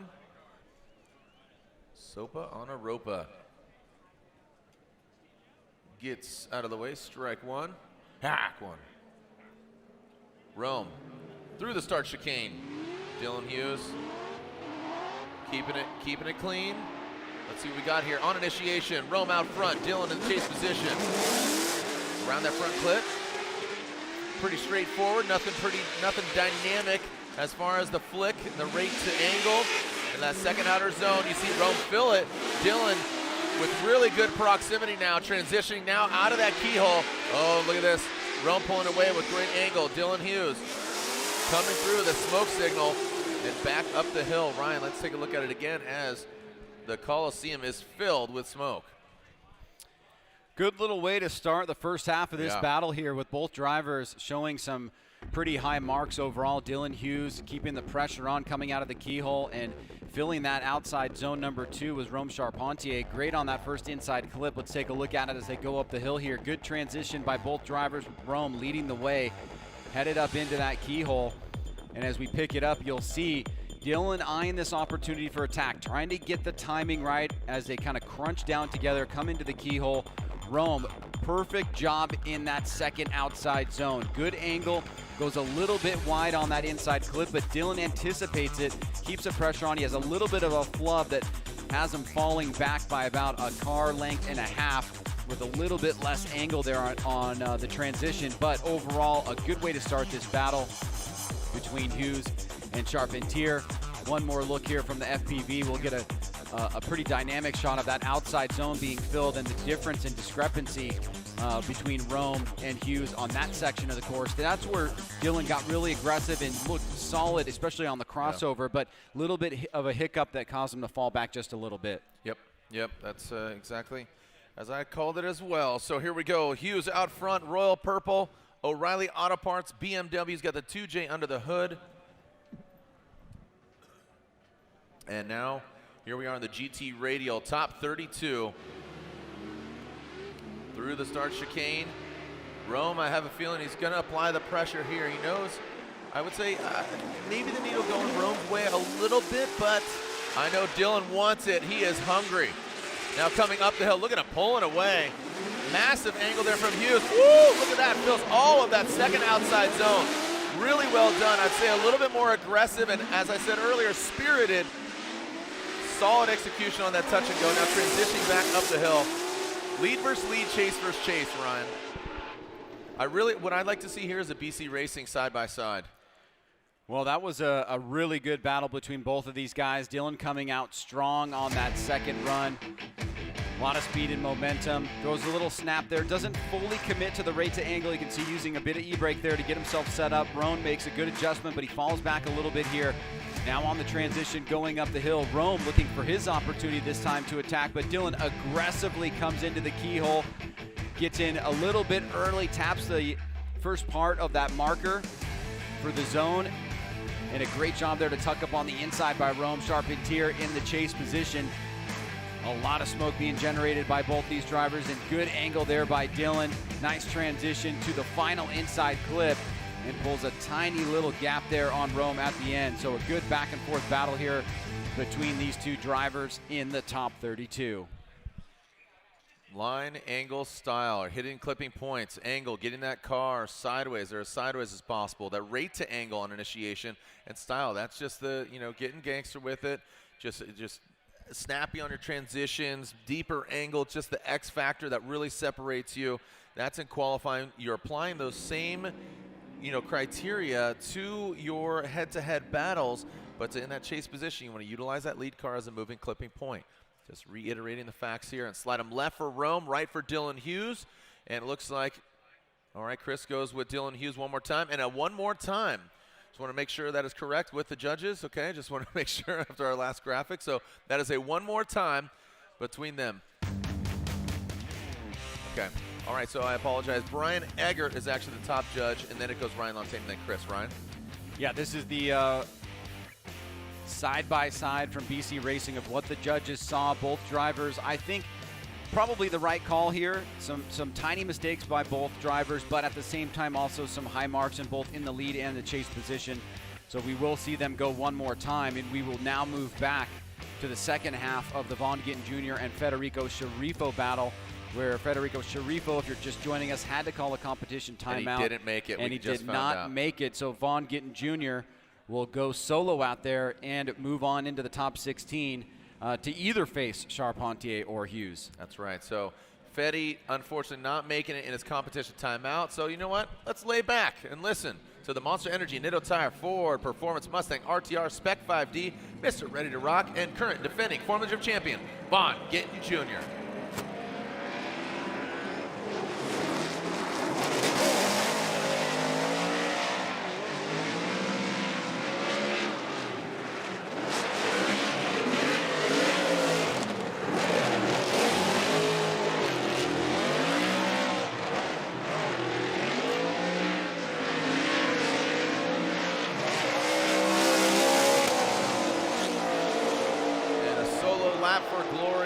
Von Gittin Jr. advances on to the top 16 without just partaking in one run, unfortunately, against Fetty, as Federico unable to make it to the line. Up next, you can see Kyle the Menace Mohan, the Mazda Tricks, American Ethanol, been on Exity, man, 10, 15 years. He's been on Exity clutches for quite some time. Kyle Mohan, the lone rotary, banging away on the winkles, warming up his tires, and getting it going. Ryan Tuerck, his competitor.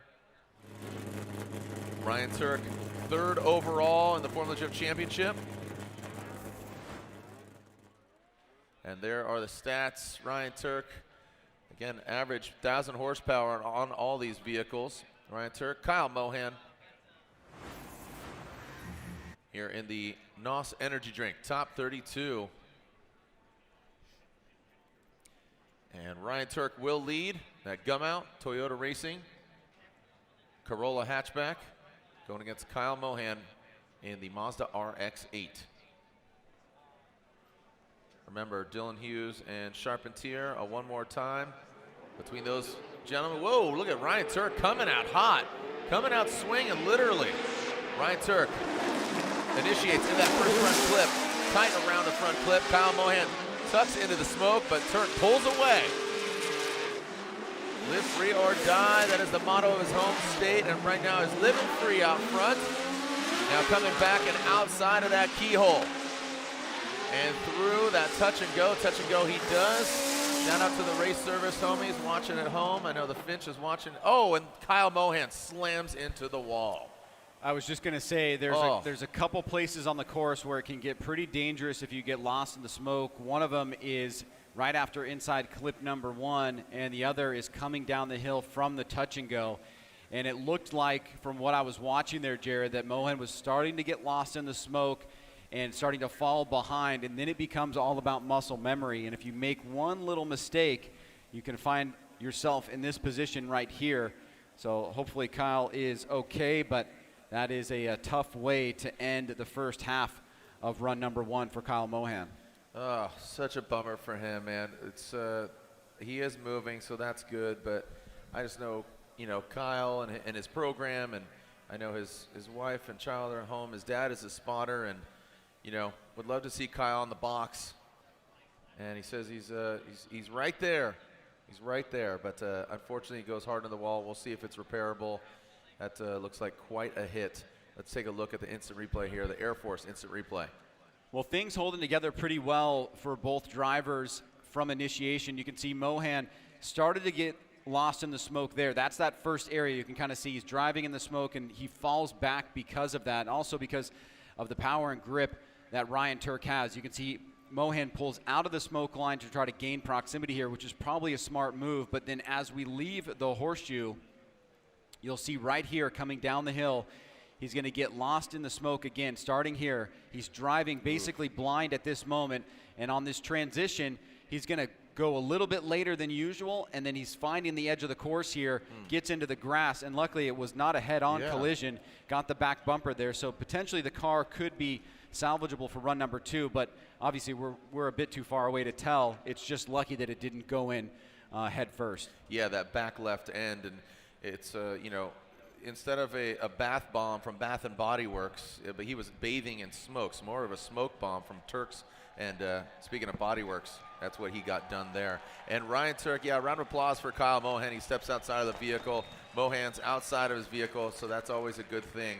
But Ryan Tuerck, he is all too familiar with big accidents himself. I mean, if you can remember, what was that, 2019 actually, when he rode off his car at round 1 in Long Beach. So he knows what it's like to get back on that horse, as they say. So again, shout out to the race service boys, Andy, Jake, and Finch. I know you guys are watching, Kirkham and the whole year and all them.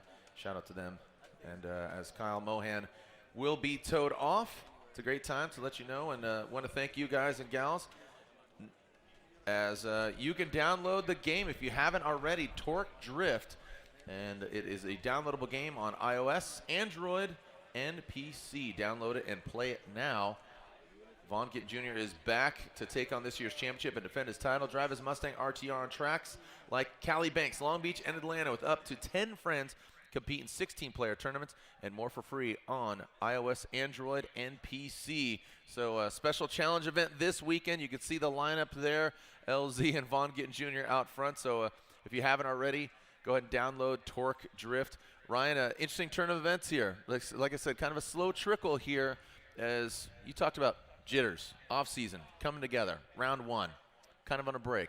Things got, things, like I said, a little slow here. Yeah, some drivers experiencing some competition timeouts. We're seeing multiple one more times, but we are starting to see the left-hand side of the bracket develop a little bit. We've got Field in, Denofa in, Pawlak in, Taguchi, Gittin, and Ryan Tuerck, and we've got the one more time battle from Charpentier and Hughes, and then up next we'll see Michael, Essa, and Meyer. But as you said, it's been a slow roll for some drivers, maybe some cobwebs, some nervousness We got a big crowd out here today. Oh, yeah. This is a historical track. I can totally see how that would play into the overall mentality of drivers on their approach, but it's also, you know, the first event of the year and a longer off season. So getting back in the swing of competition maybe takes a little time. Just like us. And we're tripping over our words here. We're excited. We're eager.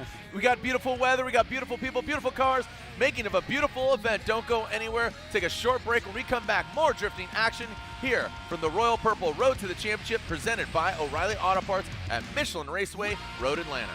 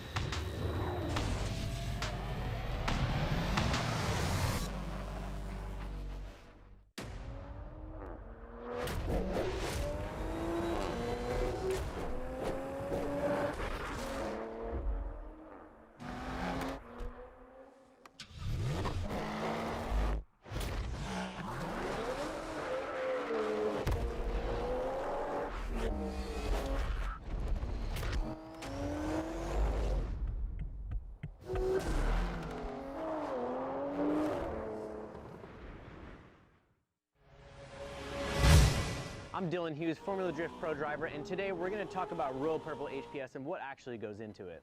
There's a lot of talk about additives, and Royal Purple has its proprietary Centerlick technology. It is fortified with a high level of zinc phosphorus anti-wear additive for exceptional protection against heat and wear. Its high film strength improves sealing between the piston ring and cylinder wall for maximum horsepower and torque. Royal Purple HPS, race car technology for the street.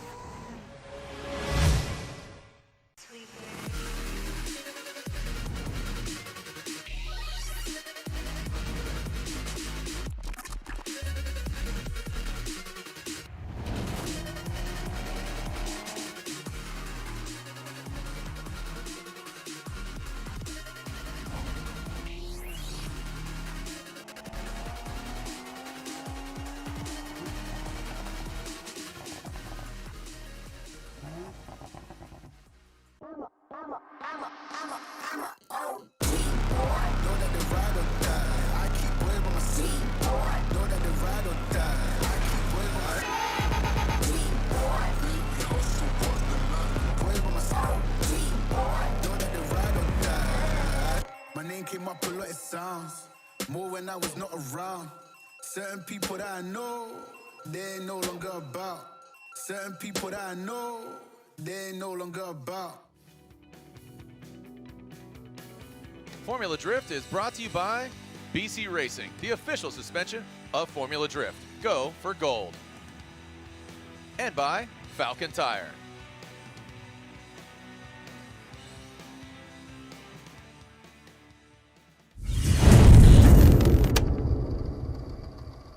What's up, guys? I'm Ryan Tuerck, driver of the Gum Out, Nitto Tire, Mobil 1 Toyota Racing Corolla hatchback. My TV show would just probably be about me, friends, family, and just horsing around with motorsport stuff and coming up with just fun ideas to push each other into doing dumb stuff just to see what happens.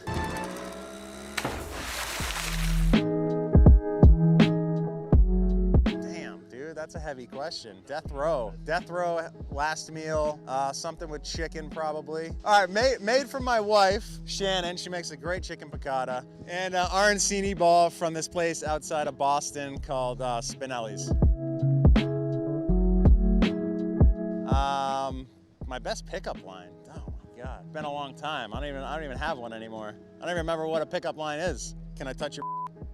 What's your profanity? No, that's terrible. That's terrible. That's terrible. I got nothing. I got nothing. Besides myself. Shoot, my favorite FD driver, like from the history of FD or like currently competing in FD? Damn, that's a tough one. So I really loved when Miki came over into FD, and also way back in like 2007, I think it was 2007 when Gushi came over and drove a couple vehicles. I thought that was really dope. If I had to pick one, I don't shoot, man. I'd say in 07 when Taguchi came over, because that was like the first time I ever got to see one of the Japanese guys really shred on track in person and like in a competition that I was also competing in. And we are back. We are here checking out the one more time of Rome and Dylan, Charpentier and Hughes for their, again, one more time battle. And as Ryan said, right before we went to break, we got Kyle Mohan off the course. We'll see if he can put his car together. That back end definitely looks slamma-jamma from the top rope as he got blinded by the smoke, not by the light, and took it into the wall. From the windows to the wall, from the smoke dripping off Ryan Tuerck's Nitto tires. Yeah. Here we go. The one more time battle here. Rome Charpentier, Dylan Hughes. Let's see what you got, Rome. Dylan Hughes. See if he can step up. He got gapped there on that first battle. Rome brings it around. Low and slow, that is the tempo right now. Let's see if they turn it up. Rome throwing some gangster angle at it. And look at Dylan going deeper on this second run. Rome with some awesome angle. A great lead run to follow here. It looks like Dylan past that touch and go. Just a quick little flick of the wrist and back up the hill, Ryan. I think there was a slight little elevation there in Dylan Hughes' chase game on this one more time battle. A lot closer with longer duration, made an impact overall for me. But that can really only happen because Rome had a solid lead run of his own. Let's take a look at it here. Rome comes down from the front straight in the middle, moves over to the edge of the course. Nice initiation there, locks in that angle. But look at Dylan wrapping around that inside clip, staying close, managing to stay on the inside of Rome Charpentier, out of the smoke line. And here is where he makes a big impression. He goes with Rome out to that outside zone, follows the line, gets through the smoke line here, stays on the inside so he can keep the pressure on. And even though he's not door to door, it's an aggressive chase drive. Rome, on the other hand, solid line coming through the touch and go, wrapping through that final inside clip and doing a great job of his own. So once again, both of these drivers have proven that they are ready to fight here in the top 32 for that coveted top 16 berth. As now we will see Dylan Hughes take the lead as Rome Charpentier will chase him down. Well, you talk about stepping up and they're ready to compete. If whoever wins is going against Gittin Jr. So you got to bring your A game, bro. Yes, you do. All right, Dylan Hughes out front, Rome Charpentier in the chase position. Here comes D. Hughes. That royal purple O'Reilly Auto Parts BMW initiated using all the track, getting out to those gator strips. They do bite, kids. All right, now pass up the hill. Dylan Hughes wiggling his way up top in that 2J powered BMW. And Dylan Hughes in the keyhole. Rome gains that proximity.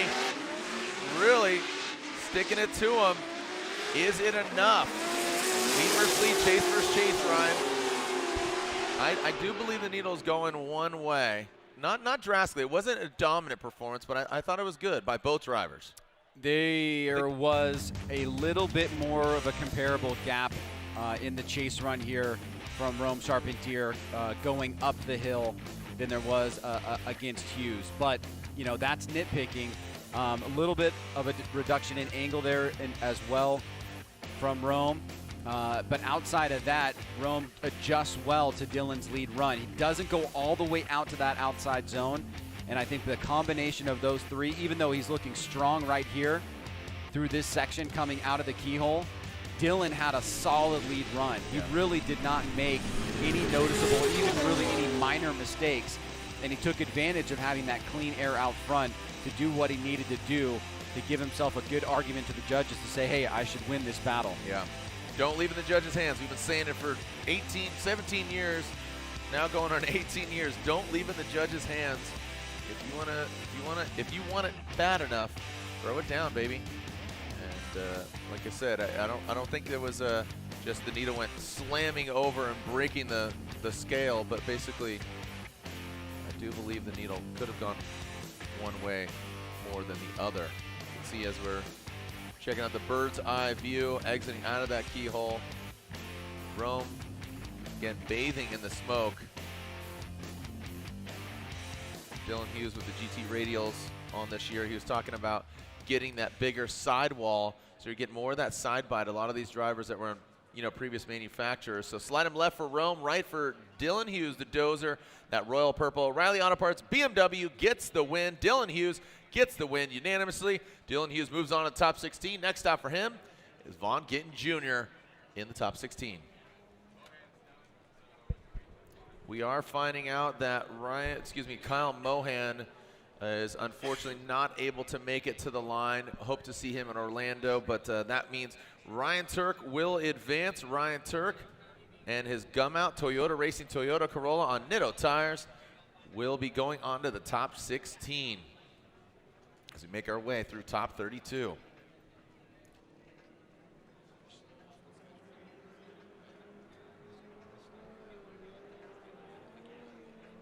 All right, let's just listen to this 4-cylinder turbo nitrous powered hot hatchback of Ryan Tuerck.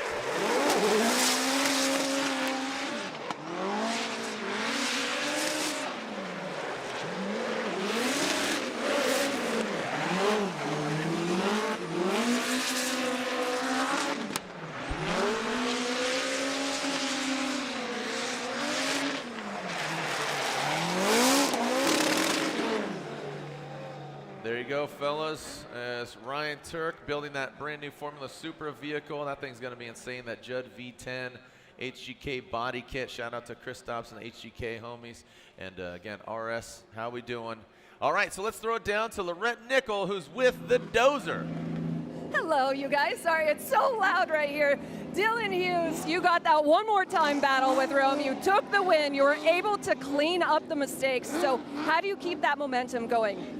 I mean, just getting the first one out of the way is just a huge, huge part for this year. You know, it's there's a lot of effort and a lot of stuff, a lot of time that goes by in between these rounds. So, you know, there's always nerves are extra high in the first battle of the year. So just really stoked to come out with the win. And I was honestly, when we were sitting there waiting for the call, I was like, you know what? Like, whatever happens, happens. Rome's a great dude.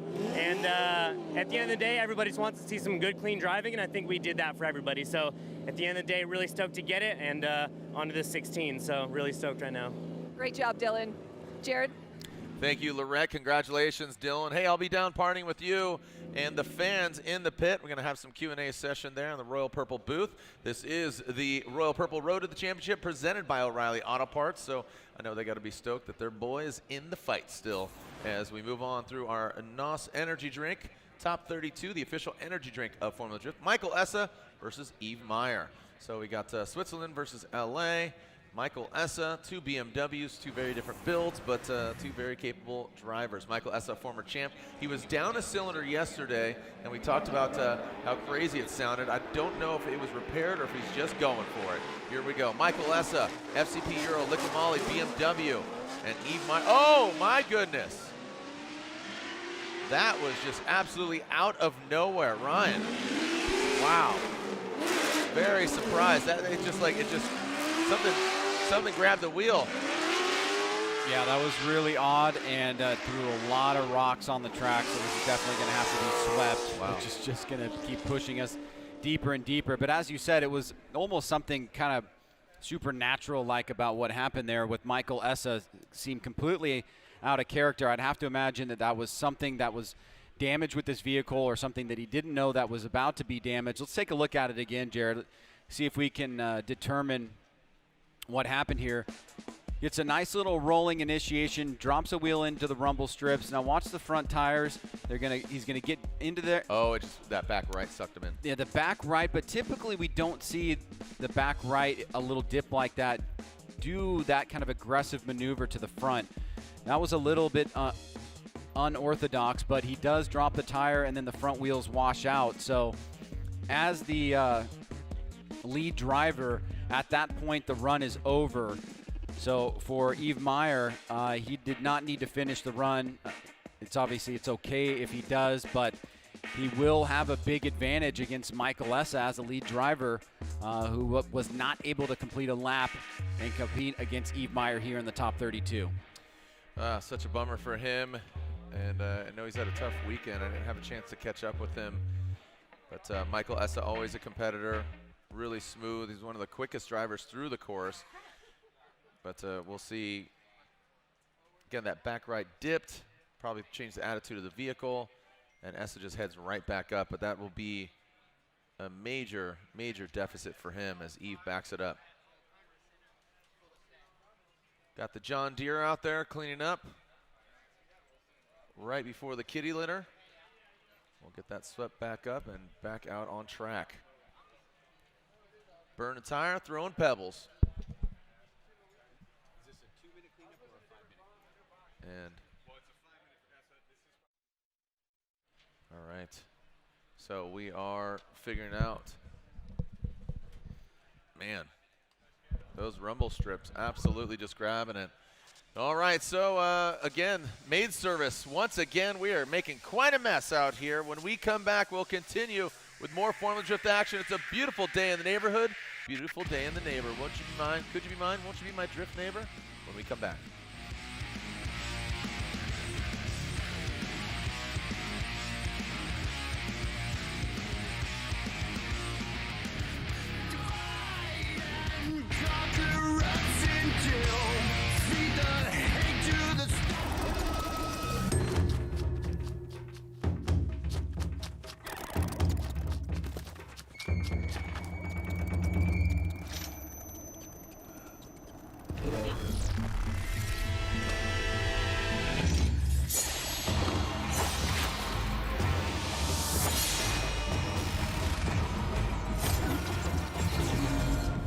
Made in Japan. Breed.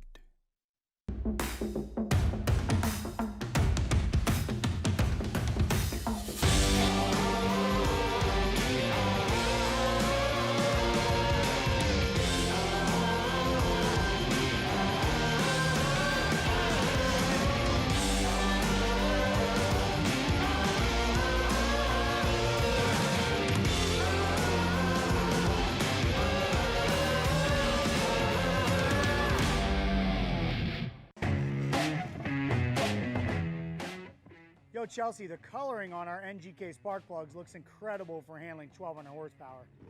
Yeah, I know. I've been telling you for years. I've been running NGK plugs, and they're awesome. Did you know that NTK is part of the NGK family? And they make all sorts of sensors like O2 sensors, temperature, pressure, position, and ignition coils. I did not know that, but maybe we can talk them into making proximity sensors to help you with your bumper budget. Now available at Advanced Auto Parts and CarQuest Auto Parts stores. The Pedal Commander is the world's most advanced throttle response controller. It's a plug-and-play unit that unleashes the power of your vehicle. Has 36 total settings, is easy to install, and makes the driving experience so much more fun. Picks up RPMs way better, kind of like a race car, it responds. Order now and use code FD2021 for $30 off your purchase. The Falcon Azenis RT660 is the enthusiast's choice for ultra-high performance. Engineered for predictable handling and stability, the RT660 provides maximum traction both on and off the track. Your competitive edge has arrived with the Falcon Azenis RT660. Formula Drift is brought to you by Air Force, Aim High. Type S, official lighting sponsor of Formula Drift. Lights, camera, power, fun. And GT Radial, experience the performance. We are back, baby! Live from Brazelton, Georgia. I know Rutledge is just down the street, and he's watching from home. What's up, Rut? We'll see. I'll see you tonight, buddy. We'll have some fun. And yeah, a lot of people tuning in, watching. Ryan, you got any? I see Levi Clark calling from Australia. He's from Straya. He's tuning in, watching. Got the Taxi Garage guys in the building. Got Queen Bee. What's up, Becky? Who else we got? We got Pedden. Yeah, a lot of fans tuning in, man. So again, hashtag FDATL at Formula D. Join the conversation. The fans in the chat room. What are they saying here online, Ryan? What's going on? A lot of different crazy things. It depends on what chat room you're in. Right. If you're in the YouTube chat, it's a little wild. Right. Yeah. Yeah, this band that you're hearing here is the CEO band. Record titled Redemption, official release out on Rat Pack Records on June 25th. Featuring Vince Hornsby of Seven Dust. So cool band. Thanks for letting us use your music for the event. Local crew working the gig with us, man. Yeah, it's awesome. Right here. The CEO, Check him out. Throwing up the horns. The CEO again out June 25th. Redemption.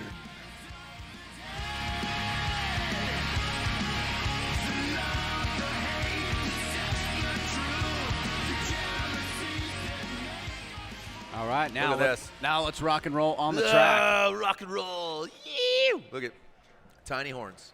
Tiny horns, bro. As we are seeing 2 Supras, 2 Norwegians entering into the room. We got that of Fredrik Aasbo and Simon Olsen. As Freddie Aasbo, 4th overall in the Formula Drift Championship. Simon Olsen, a rookie. So is it the Norwegian hammer and the Norwegian mallet? I don't know. I mean, what do we got here? The Norwegian screwdriver? I mean, we're about to throw it in, right? All right. Here we go. Fredrik Aasbo and Simon. Simon says, let's see what you got. Fredrik Aasbo around that first front clip, now transitioning up the hill. Simon Olsen bringing it up, getting gapped here a little bit. Welcome to Formula Drift, Simon. And coincidentally going against another Norwegian. Flames being thrown down here as the brand new Rockstar livery on the vehicle. He's loving gold. The Norwegian Gold Hammer, the Rockstar Toyota Racing Toyota Supra of Fredrik Aasbo. Really fast start there for Fredrik Aasbo, looking strong in that chassis as they go into year number 2, a full year of competition, and Aasbo bringing that big Scandinavian flick back, going all the way over to the other side of the course, and a nice rate to angle there. Look at that minimal e-brake pull, and he's on throttle early before that inside clip, and then off like a rocket ship. Simon Olsen having a tough time keeping pace here with Fredrik Aasbo, as Aasbo determined to get through this track, hitting all the clips and zones, but maintaining a lot of grip in the forward momentum that is needed to take out these battles. So you could see Olsen struggling there in the chase, a little bit of reduction of angle, but really not a factor overall in the head-to-head so far. Things could get interesting here as they switch it up. Olsen goes to the lead. Aasbo will chase him down. Yeah, great looking car. I just met him for the first time yesterday. He was really excited to be here. He's feeling good. He's doing the Norwegian Drift Championship as Simon Olsen. Great looking vehicle. I mean, 2 fantastic looking cars. 2 different setups, you know. Simon running the 2J and Fredrik Aasbo running the OE engine setup that Steph Papadakis has absolutely manipulated. Here we go, Simon Olsen initiating. Fredrik Aasbo chasing him down around that first front clip. Goes Simon Olsen now back up the hill. This is why Fredrik Aasbo, one of the best in the biz, a former champion, a real contender. This is the year he wants to go back, you know, gets another championship. Does he have the formula to take it to the top? Simon Olsen transitions, looks like Fredrik Aasbo. Look at this. He pulls away from him. Now bringing it past that touch and go and around that final front clip. And there is Simon Olsen and Fredrik Aasbo with a full pull with 2 Toyota Supras, 2 Norwegians. Which Norwegian hammer is going to advance on, Ryan? And you have to assume Freddie, the Norwegian hammer, Aasbo, will do that. Starting to see some good chase runs here, some good battles overall as both drivers from Norway here doing battle on the course. Aasbo tucking right behind Olsen there after initiation, smoothly moving around, staying out of the smoke line, trying to drive aggressively and give a good showing here in the chase. Olsen swinging wide on that inside clip, allowing an opening there for Aasbo. Aasbo a slight reduction in angle there, but no major mistakes, equivalent to what we saw from Olsen in his chase. Here's a look on board from the FPV. You get a good glance at what those drivers have to go through. We saw Mohan get lost in the smoke there. That is a really challenging part of the course. Got to be very careful not to get lost. Now let's make it official. Slide him left for Aasbo, right for Olsen, and it looks like it's going to be unanimous. Fredrik Aasbo gets the win. Simon, again, thank you for joining us out here. Love to see you in Orlando. It's going to get hot. It's going to get a lot hotter. You're blessed with some beautiful weather, so make sure you wear some sunscreen as it's going to get hot. So Simon Olsen, a great effort, but front row and center with Fredrik Aasbo going toe-to-toe, our number 2 qualifier with that 93 yesterday, threw it down. So now here we go. We are seeing Mr. Alec Robbins versus Jeff Jones. This should be a really fun battle. You know, you got 2, oh no, excuse me. This is not Alec. Oh, we're going back. Yes, we are. We are going back to Essa and Meyer. Just catching that. As we saw Essa said it was just misfiring. Talking to a spotter, they did swap out the engine. They put in the backup motor in the FCP Euro Liqui-Moly BMW. And the Drift Force, Yves Meyer from Switzerland.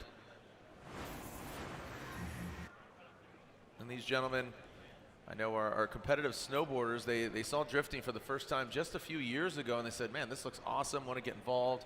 They have a driving school back in Switzerland, and that's why they're here, competing, having some fun, and promoting their company. As now Yves Meyer could make his first debut into Formula Drift Top 16, I believe, right? I'm trying to recall. Here we go. Yves Meyer out front. Michael Essa in that chase position. Yves Meyer from Switzerland initiating into that first front flip. There it is, bringing it on up. Looks like Essa running a lot stronger. Oh, Yves doesn't get all the way to the outside zone, but remember, with Essa going off course, he has a deficit, and look at, he's trying to get right into his business. Unfortunately for Essa, going off course, any mistake that Yves Meyer made on that run just does not overpower going off course in the kitty litter, Ryan. Well, it is all but official here because of the incomplete from Michael Essa. Unfortunate that it comes through a mechanical problem that he was having after all the effort they put into adapting to things that can change in real time here in competition. But Yves Meyer was able to do what he needed to do in the lead run. He did not have anything close to an incomplete. That would have given us an opportunity to see these guys run again. So it's just down to the judges to pop it up, and we will be moving forward with Yves Meyer making a top 16 appearance. All right, so taking a look at that FPV, you can see the drone get up close and personal as we will go on to the battle that I spoke about just moments ago. So we are more than halfway through, and let's make it official. Slide them right for Yves Meyer. It's Michael Essa, the former champ, getting knocked out as he took himself out into the kitty litter. And Yves Meyer advances on for what I believe is his first Formula Drift Top 16. Alec Robbins from Minnesota going against Jeff Jones from Southern California. Two V8 Nissan Zs going toe-to-toe. The relentless one, Jeff Jones, 818 Bruin. And Alec Robbins, like I said, from Minnesota. Looking forward to seeing how this battle unfolds.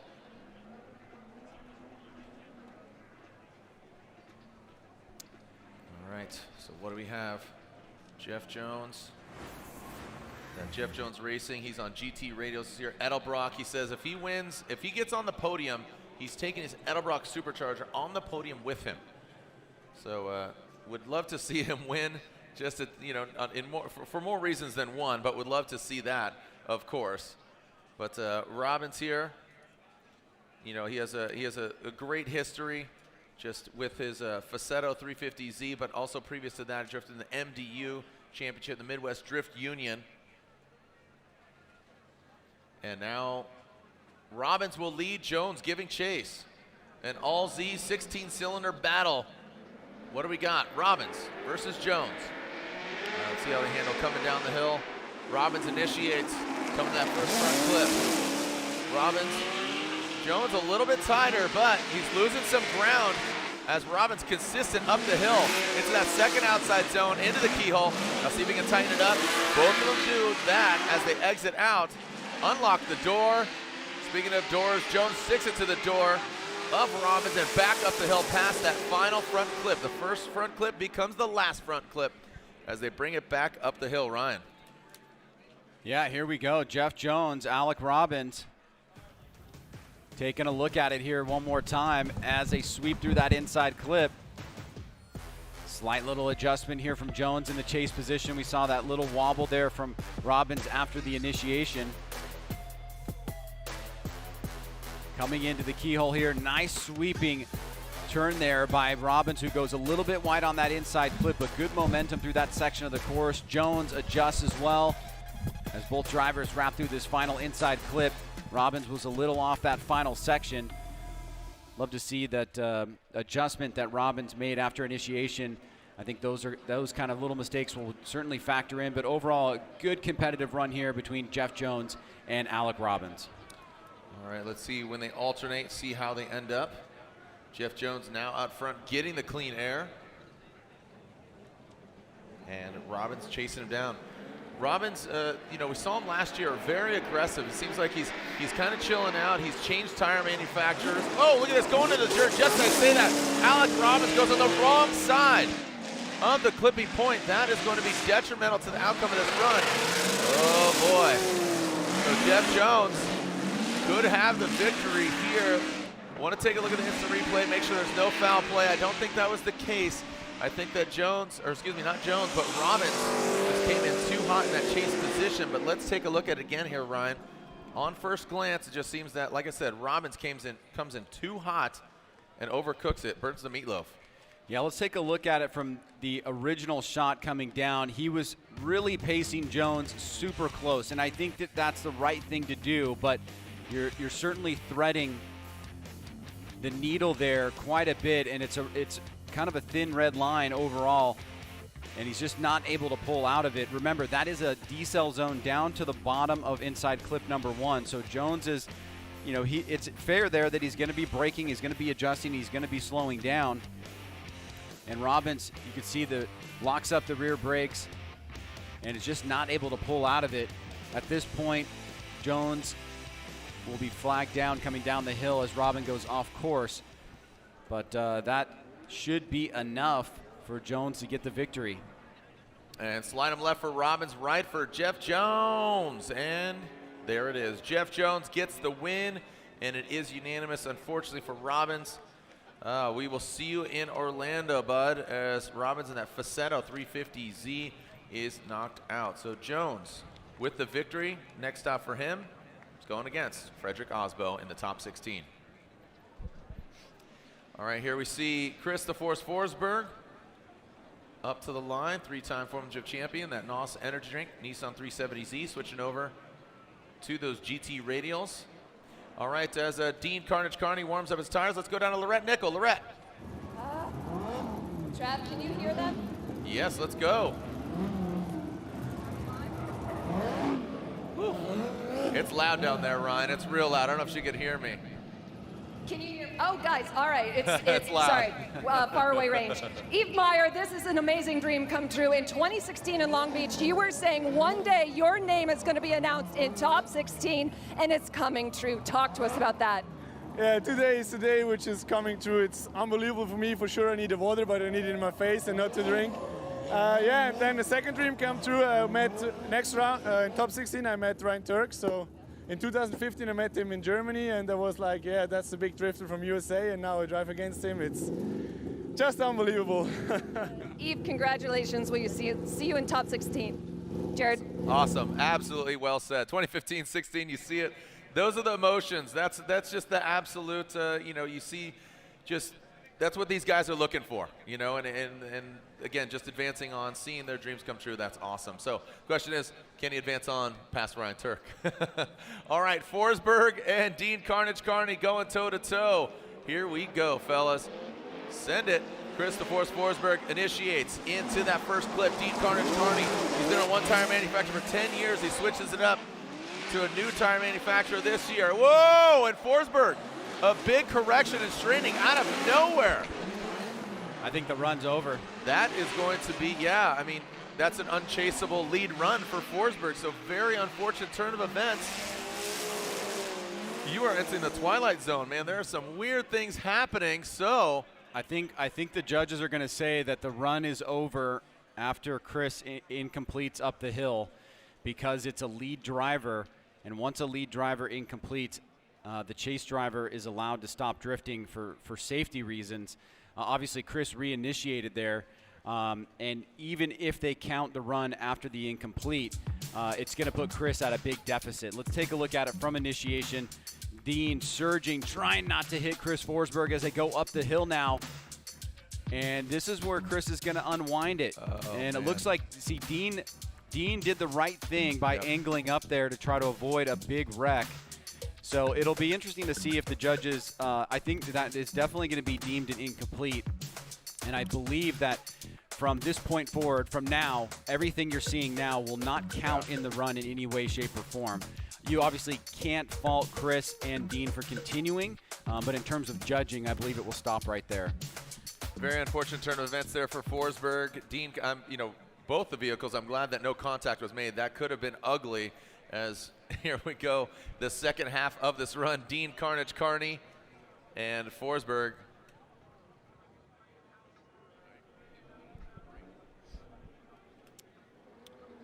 And here we go. Kearney leading, Forsberg giving chase. All right, the Oracle lighting. Dodge Viper initiates. Forsberg knows he needs to bang on his door on that initiation. Carnage brings it up the hill. You can see Forsberg pedaling his way up to the keyhole in that second outside zone. Woo, barely, almost having contact. Now coming back down the hill past that touch and go. And then into that final clip. Ryan, unfortunately for Forsberg, I believe that is the end of his weekend with that big correction coming up the hill. We are just seeing a lot of craziness in this top 32, and a lot of it has been vehicles. So taking a look at it again here, Forsberg is going to have to push Dean as hard as possible here to force an air large enough to make an incomplete for Dean Kearney, but that does not happen here. So something, maybe gear popped out for Forsberg, something went wrong. Those front wheels came to the straight position. He had to reinitiate drift, and this is going to be a tough break for the three-time champ.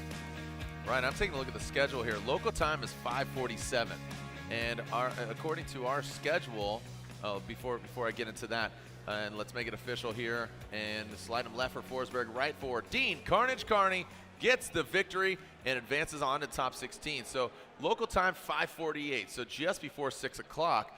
And we were intended to be in our break from 5:30 to 7, but as we have 1, 2, 3, 4, 5 more battles left, you know, timing-wise, it's gonna be a short halftime break there, bud, if one at all. Here it is. Here's the remaining battles, Jared. Yep. Brandon Sorensen and Trenton Beecham up next. Odi Bakchis and Jonathan Hurst, Travis Reeder and Masuyama, Burkett and Adam LZ, and Jonathan Castro and Josh Reynolds to cap things off here. Trenton Beecham just finishing up his time in the burnout box as he will take on Brandon Sorensen, who was quite the star last night in his qualifying runs. Yep. This young driver here making a name for himself, taking on the former Pro 2 champion from just 2 years ago. Trenton Beecham taking a year off for COVID and now coming back as a pro driver to take that license. So these two young drivers going at it here as we will line things up with Brandon Sorensen taking the lead. Yeah, Brandon Sorensen, officially the youngest driver to ever win a Formula Drift event. He won a U.S. Drift event and the youngest driver to ever qualify for a Formula Drift event. So some staggering stats there from the Las Vegas resident of Brandon Sorensen. Let's see what you got going against Trenton Beecham. I know he's hungry as well. All right, this LS-powered BMW coming into that first front flip. Beecham in tow, giving himself maybe too much room here in that 2-1-2 performance BMW as Brandon Sorensen comes up into the keyhole. Beecham brings in that second outside zone. Brandon performing surgery as he comes out of the keyhole. Brandon, you can see it bringing it down past that front clip. Really well executed from the 16-year-old driver. When he actually qualified for his Formula Drift license, he can't drive legally on the road. That's how young this gentleman is. Yeah, into that number 10 spot. Looking pretty legit here. Starting to make a name for himself here just after a couple qualifying, or one qualifying run and some practice, as well as this pretty phenomenal lead run here. He does miss that outside or that inside clip just a little bit, and he's going to go wide on the touch and go. But in terms of aggressiveness, fluidity, the way that he's able to apply the power down to this Road Atlanta track, he's looking solid in the lead position. They will now switch things up as Trenton Beecham will now have his chance to take the lead against Brandon Sorensen. All right, let's see what we got from Beecham out front, getting the clean air. And then Brandon Sorensen in tow. This is where, you know, track time and just the veterans in that chase position. So I'm really eager and interested to see how Brandon handles it. And this is his first time driving and competing here in ATL. So I'm definitely eager to see how he throws down. And Beecham out front in that Ford Mustang. Brandon Sorensen piloting that 212 performance BMW. Send it, fellas. Come on. Beecham and Sorensen. Down by the Beecham boys. Past that front flip, knocking it over, both of them. Just barely nicking it. Now up into that first outside zone. Segueing into the second. Brandon Sorensen, a great chase job there from this 16-year-old pilot. Woo, look at that. The 16-year-old driver, regardless of age ain't nothing but a number. And right now, Brandon Sorensen with one of the best chase runs we've seen of today, man. That was solid, Ryan. Well, yeah, you got to say that it is legit here. A very formidable opponent in front of Brandon Sorensen. And not only does he go out and have a pretty solid lead, he stays aggressive on the chase as well. Trenton Beecham, a former Pro 2 champion, making his way up to Pro, doing everything he can to fend off the young driver, but Brandon Sorensen looking solid here, aggressive on that inside clip as he attacks the inside. After the initiation, he stayed with Trenton Beecham like a moving clipping point, never really let him get away. And so far, the kid is turning out to be a legitimate competitor here. So congratulations to him either way with the result. That is impressive for a kid of his age. All right. As we are waiting for the outcome of this battle between these two gentlemen, here is the BC Racing side-by-side instant replay. BC Racing, the official suspension of Formula Drift. Go for gold. Sorensen in the lead on the left and Beecham on the lead in the right. You'll be able to tell some of the differences here. You can see Sorensen kind of gaps him on his lead run, but stays closer in the chase. That should bode well for his campaign here. He also gets out to that outside zone pretty decently. Beecham is hanging in there, and on his lead run is performing well. But you're just seeing a little bit of a difference in the proximity side of things for Sorensen. All right. Judges still deliberating here. Sorensen or Beecham. Looks like our judges have inputted the scores. Slide them left for Sorensen or right for Trenton Beecham. There it is. 1 vote for Brandon, 2 votes for Brandon. Brandon Sorensen gets the victory and will advance on. All right, the stars of tomorrow is the star of right now. Brandon Sorensen advances on at top 16 as we have our next battle. We have the G37 of Jonathan Hurst and Odi Bakchis in that Falcon Tires S15, the field suspension vehicle. Ready to throw down this NOS energy drink, top 32. There's the stats, fairly equally matched. Both Nissans, well, Nissan and Infiniti, but both with the LS engines. So excited to see how this one unfolds. Amy Bakchis, his wife and spotter, cheering him on. The Cash Racing G37. He had some issues yesterday. I talked to him in the driver's meeting. He says, dude, we changed up the fuel. So he thinks he put in bad fuel. Hopefully he's worked it out. But right now, you can't give Odi a gap like that. He is thirsty. Here we go. Odi Bakchis around that first front flip. The Cash Racing G37 shuts her down. And it looks like Odi Bakchis, throw the yellow flags, throw the caution. And looks like, yep, there it is. So Odi sees the vehicle, shuts her down as he would have, wouldn't have been pretty. So just as I was talking about Jonathan Hurst and working out the gremlins, looks like he got him wet, fed him after midnight because they grew between last night and right now. So the Cash Racing G37, unfortunately, still having some gremlins under the hood, as Odi Bakchis will have a major advantage here when they alternate the order. The question is, can Jonathan Hurst fix the vehicle? Hey, we got some celebrities in the building. What's up, T-Pain? T-Pain in the building. How we doing, man? I know you got your Nappy Boy drifting thing going. Von Gittin Jr. built you a Ford Mustang, and here you are. You ready to get out there and compete? Okay, yeah, that's cute. That's cute. That's real cute. I've seen the Mustang, and I know you got the RTR sweatshirt. Don't see the fire suit just yet. A lot of gold, a lot of bling. We got carbon fiber trophies. They're not gold. T-Pain in the building up here, representing RTR. If you haven't seen it, T-Pain, your Mustang down there, what's it called? The spec, the RTR spec, because it's a Rick and Morty reference. The C137. Show me what you got, right? That's what's up. Ooh, wee, Rick. Yeah, that's what's up. So as we're going to alternate the order here again, just thank you for joining us, T-Pain. I know you're cheering on Vaughn Gittin Jr. He's already in the top 16. So RTR, we're ready to rock. Speaking of ready to rock, we got that of Odi Bakchis. He's going to be chasing down Jonathan Hurst, the Cash Racing G37. He has that deficit there. And here we go. Jonathan Hurst comes out swinging, but if I'm Odi, you got to think, you know, out of the last few runs, hasn't been 100%. You really got to risk it for the biscuit. He does just that. So Hurst looks like he found that clean fuel once again. Oh, boy. Woo! Wow. Pucker up, Buttercup. Man, he grabbed all of the seat with his rear end. Wow. All right, well, with that being said, Odi Bakchis. I mean, I know he got the new carbon Kevlar doors and body kit, but that is no way to try it out and see if it's durable. But Odi Bakchis, we talked about it, Ryan, yesterday in qualifying, just looked a little more aggressive, but not a good way to check if the carbon Kevlar works and is actually durable. But watch this, man. What? Ready? Skirt. Dude, he threw all the brakes on. He put his foot through the floor. Wow. So Odi Bakchis comes to a halt and, well, comes to a halt on the track, but continues on in top 16. Ryan. Yeah, so he'll get the easy win here. Obviously, Hurst having some problems with his vehicle, but Odi Bakchis doing a great bit of defensive driving there to avoid damage with the vehicle.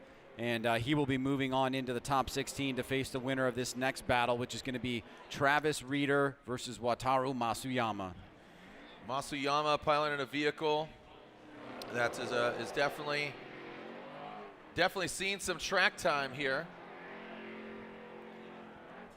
So as Travis Reeder warms up his tires, let's see what we got going here.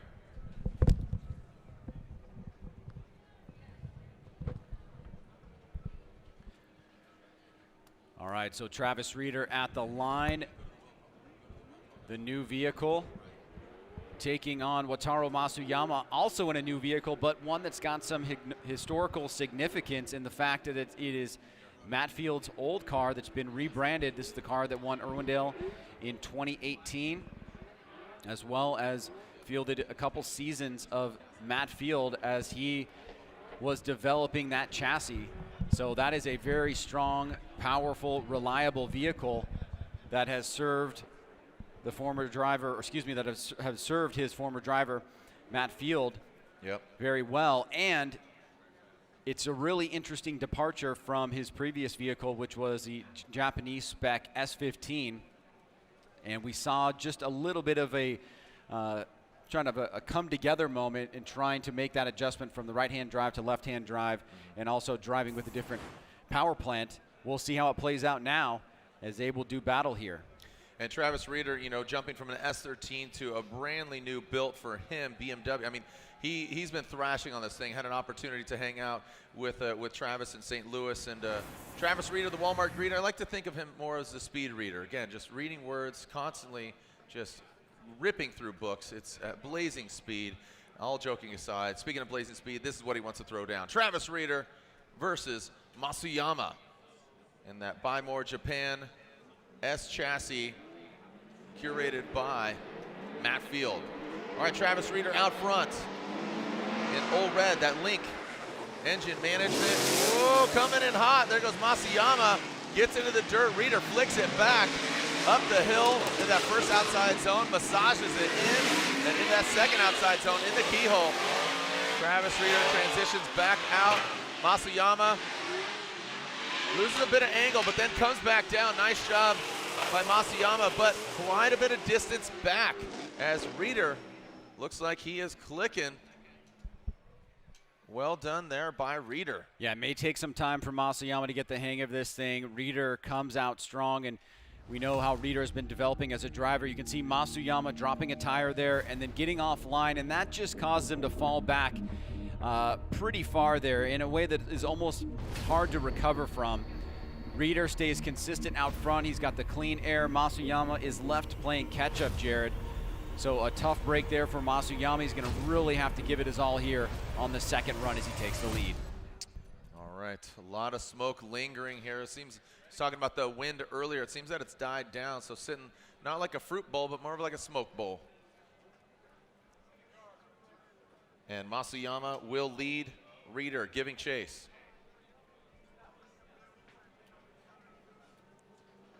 Let's see what we got. Just 2 more battles after this. And here we go, Masuyama and Reeder. Masuyama initiates. Reeder gives himself some distance, does take out that front clip. Reeder, now he's playing catch up. Compromises that angle as Masuyama gets out to that second outside zone. Shallows it up, gains that proximity. Masuyama ripping through the course very fast. As now Reeder sticks it to the side, transitions back. Well done by Reeder. Really good execution. So, Ryan, you saw a little bit of compromise. So basically, you know, Masuyama, he was back quite a ways. Reeder didn't get all the way out to that second. Go ahead, elaborate, if you will. Well, Reeder, I think he gave a little bit more rope than he wanted to Masuyama on this second battle here. But one thing that he did, I think that would be critical overall, is that as Masuyama made that mistake early on, he never really recovered. Reeder recovers here and recovers very well.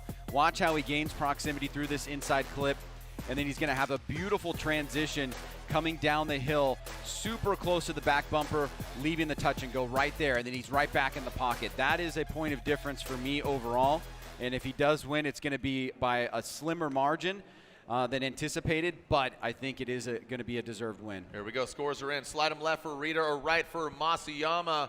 And here we go, new cars for both the drivers, and Reeder gets the win in new red. Scarlet has taken him all the way, so Travis Reeder, he says hello, and he moves on. So Travis Reeder moves on to top 16 in a brand new car. He advances on. He will be going against Odi Bakchis in top 16. And here we go, Adam LZ, all the LZ fans. I affectionately am calling the fans lizards. I think it's great because he is the Lizard King, and if you do any research about the Lizard King, I think it's great. He lives in Florida, and you got a lot of iguanas and stuff, so here we go, Dan Burkett. Look at that smile. Rad Dan versus Adam LZ. So a couple different hairstyles here. You know, Dan Burkett doesn't have any facial hair. Adam LZ's got a signature fuzzy lip. Ryan? Yes. Are you, sorry, I saw you dropping your mic. I felt like you, when you do that, it's like, I would like to speak now. As Dan Burkett and Adam LZ. Yep. And rookie of the year? Yeah, I believe so. Thank you so much, Ryan. I don't. You wrote down ROI. I'm like, who is Roy? So I apologize there. The lack of communication here between Ryan and I after 17 years. Still haven't figured it out. Trying to help you out. Adam LZ, rookie of the year in 2020. I didn't want to call him Roy. Dan Burkett leading out front, Rad Industries, Gear Wrench Toyota Supra versus Adam LZ. Look at this. Dan Burkett initiates Adam LZ right there. One of the best looking cars in FD. Actually, 2 of the best looking cars in FD. Love both of these things. Coming to that second outside zone. Let's see how they manage. Dan Burkett gets out there. Adam LZ, he needs to close that gap. He might be putting the car in the right places. As Dan Burkett shuts her down. Oh, what a bummer for Burkett. Oh, man. So let's take a look here. I mean, it was definitely blinded by the smoke, but I believe I don't think there was any contact. What do you think, Roy? Yeah, no, I think that was just a mechanical for Dan Burkett. His approach into that inside clip was a little bit slower, and I think it might have caught Adam off guard a little bit, even though that Dan Burkett is fully within his right to do what he did there. He's able to pull a gap on LZ. Looks like he's starting to get away, and LZ is not able to close the gap, but after this section right here, he unwinds the car and shuts it down completely. Here it is, massive amount of smoke. He's not able to finish the run, and that right there will shut down the run for LZ, which means that Dan Burkett would be sitting on an incomplete, probably from a mechanical at a very critical part of the course, which was probably maybe 120 feet from getting through the finish line and giving himself a pretty sizable potential advantage after that first run. Wow. So, yeah, you can see that, shutting her down. So we'll move on to what was intended to be the final battle of Castro and Reynolds. But we will see if competition timeout was called by Dan Burkett. So Dan Burkett does call a competition timeout, unfortunately for the Rad Industries Gear Wrench Toyota Supra. So the NGK competition timeout being called. NGK, in addition to providing spark plugs for domestic and import vehicles, NGK produces spark plugs for motorcycle, power sports, marine, and outdoor power equipment. NGK also offers complementary ignition product lines, including ignition coils, resistor caps, spark plug wires, and high-performance cables. For reliable performance, trust NGK, the ignition specialist. Visit ngksparkplugs.com to learn how NGK is redefining the category with high ignitability technology through its ruthenium HX spark plugs. NGK. Also, want more power, need better reliability? Hit up BC for the good stuff. Cams, cranks, rods, stroker kits. Brian Crowder has your high-performance needs covered. And for a limited time, get 10% off at runbc.com. Use the promo code Let's Go Racing. Jonathan Castro, Josh Reynolds. What was to be our final battle? We will revisit Adam LZ and Dan Burkett. Adam LZ will have the advantage, so for all you LZ fans, they got to be pumped right now. Let's see what we got. Castro and Reynolds. We saw Eve Meyer. And here we go. Through that start chicane, here comes Jonathan Castro down the hill. Josh Reynolds, he's going door to door, not exactly. Oh, there he goes, drops into formation. Past that front flip, you see Castro hit with that front left corner of his Toyota 86. Works it into the keyhole, that second outer zone. Quick little yank of the brake. And now Josh Reynolds outside of the keyhole. And Dominican Republic's own Jonathan Castro going across the finish line. Ryan, let's take a look at this again here. Well, looks like Castro's running a lot better. Last night didn't seem like 100%. It's always a little bit of a vetting out process, isn't it, Jared? Just kind of figuring out how people are going to look after this first round, qualifying or no qualifying. But Castro starting to get back into that groove, you know, the very infamous battle we always talk about. He starts off with a pretty solid lead run here. Josh Reynolds, on the other hand, making the big jump into the Pro Series from Pro 2 last year, which is now Pro Spec, and a completely different series at that, at least over time it will be. So Reynolds trying to get a good jump here against the veteran of Jonathan Castro. They've done one lap. They will now switch things up as Josh Reynolds will take the lead for the first time in his pro career. All right. Reynolds on the start line. Castro in that chase position. Changing up the graphics there. New livery package for him. Also, you got to think changing up tire manufacturers as well. So let's see what we got here from Josh Reynolds and Jonathan Castro. Reynolds goes to initiate. Castro right there, sweating Reynolds. Well done by Reynolds in that lead position. Look at that, pulling away. These vehicles prepared by Drift Cave. Oh, a wide swing, and Reynolds goes off the course. Oh, man, unfortunately for Reynolds, he goes off, and Jonathan Castro will get the win, unfortunately, to Josh Reynolds. So only one of those vehicles, of those BMWs, what a bummer for Reynolds.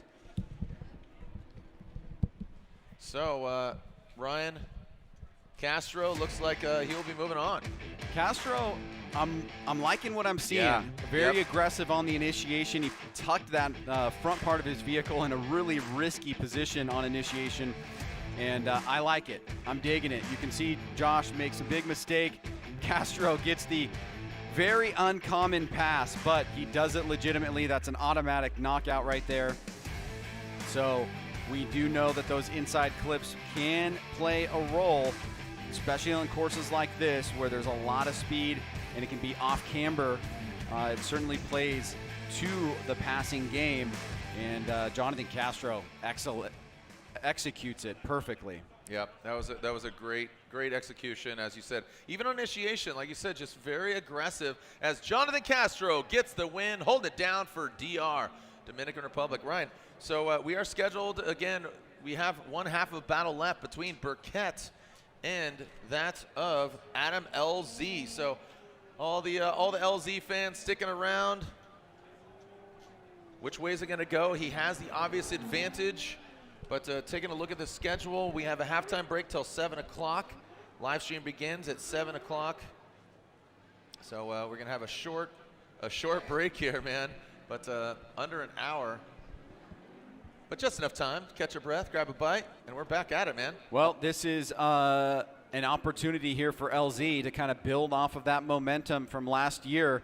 He had some great battles against some veterans. In this scenario, Dan Burkett has handed him an opportunity to get his first win of the 2021 season. Burkett having that incomplete, having to utilize a competition timeout.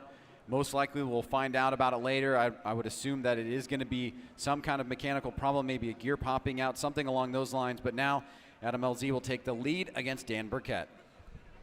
All right, all right, all right. Dan Burkett warming up his tires, pulling up to the start line. Adam LZ in the LZ Manufacturing S15.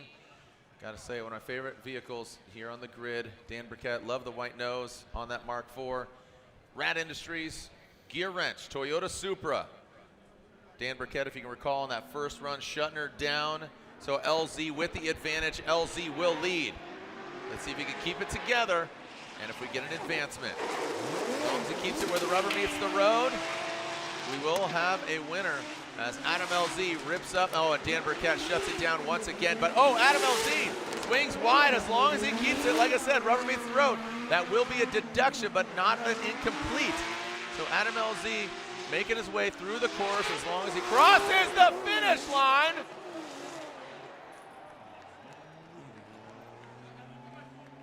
And Adam LZ, what are you doing, bro? Zero chill. How did the kids say? Shee!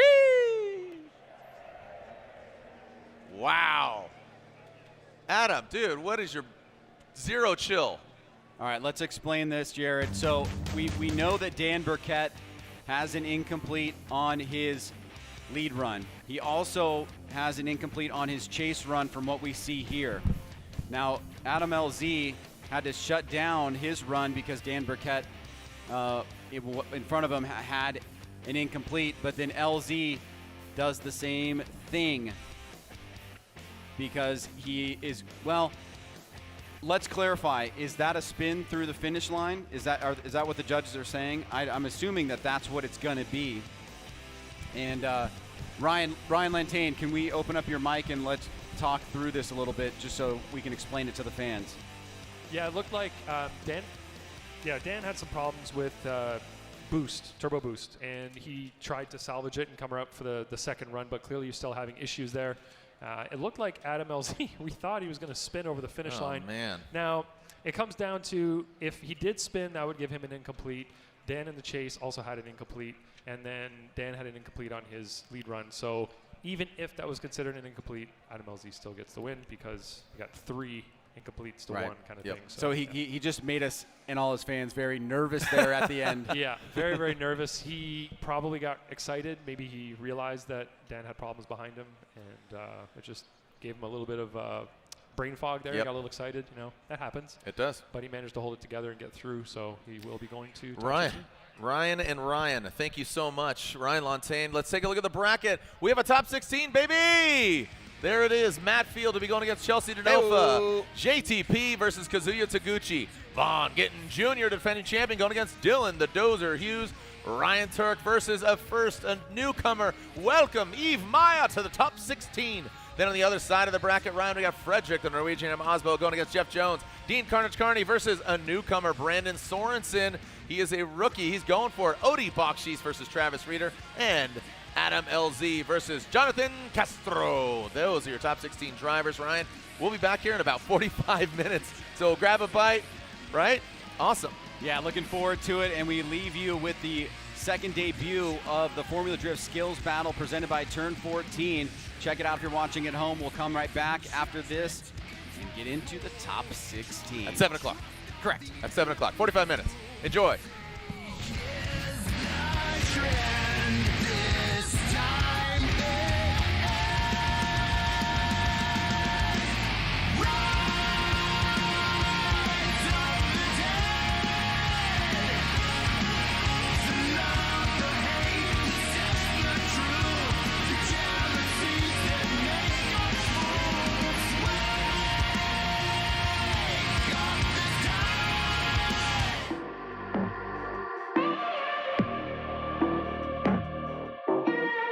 Hello everyone and welcome to Formula Drift Skills Battle presented by Turn 14 Distribution.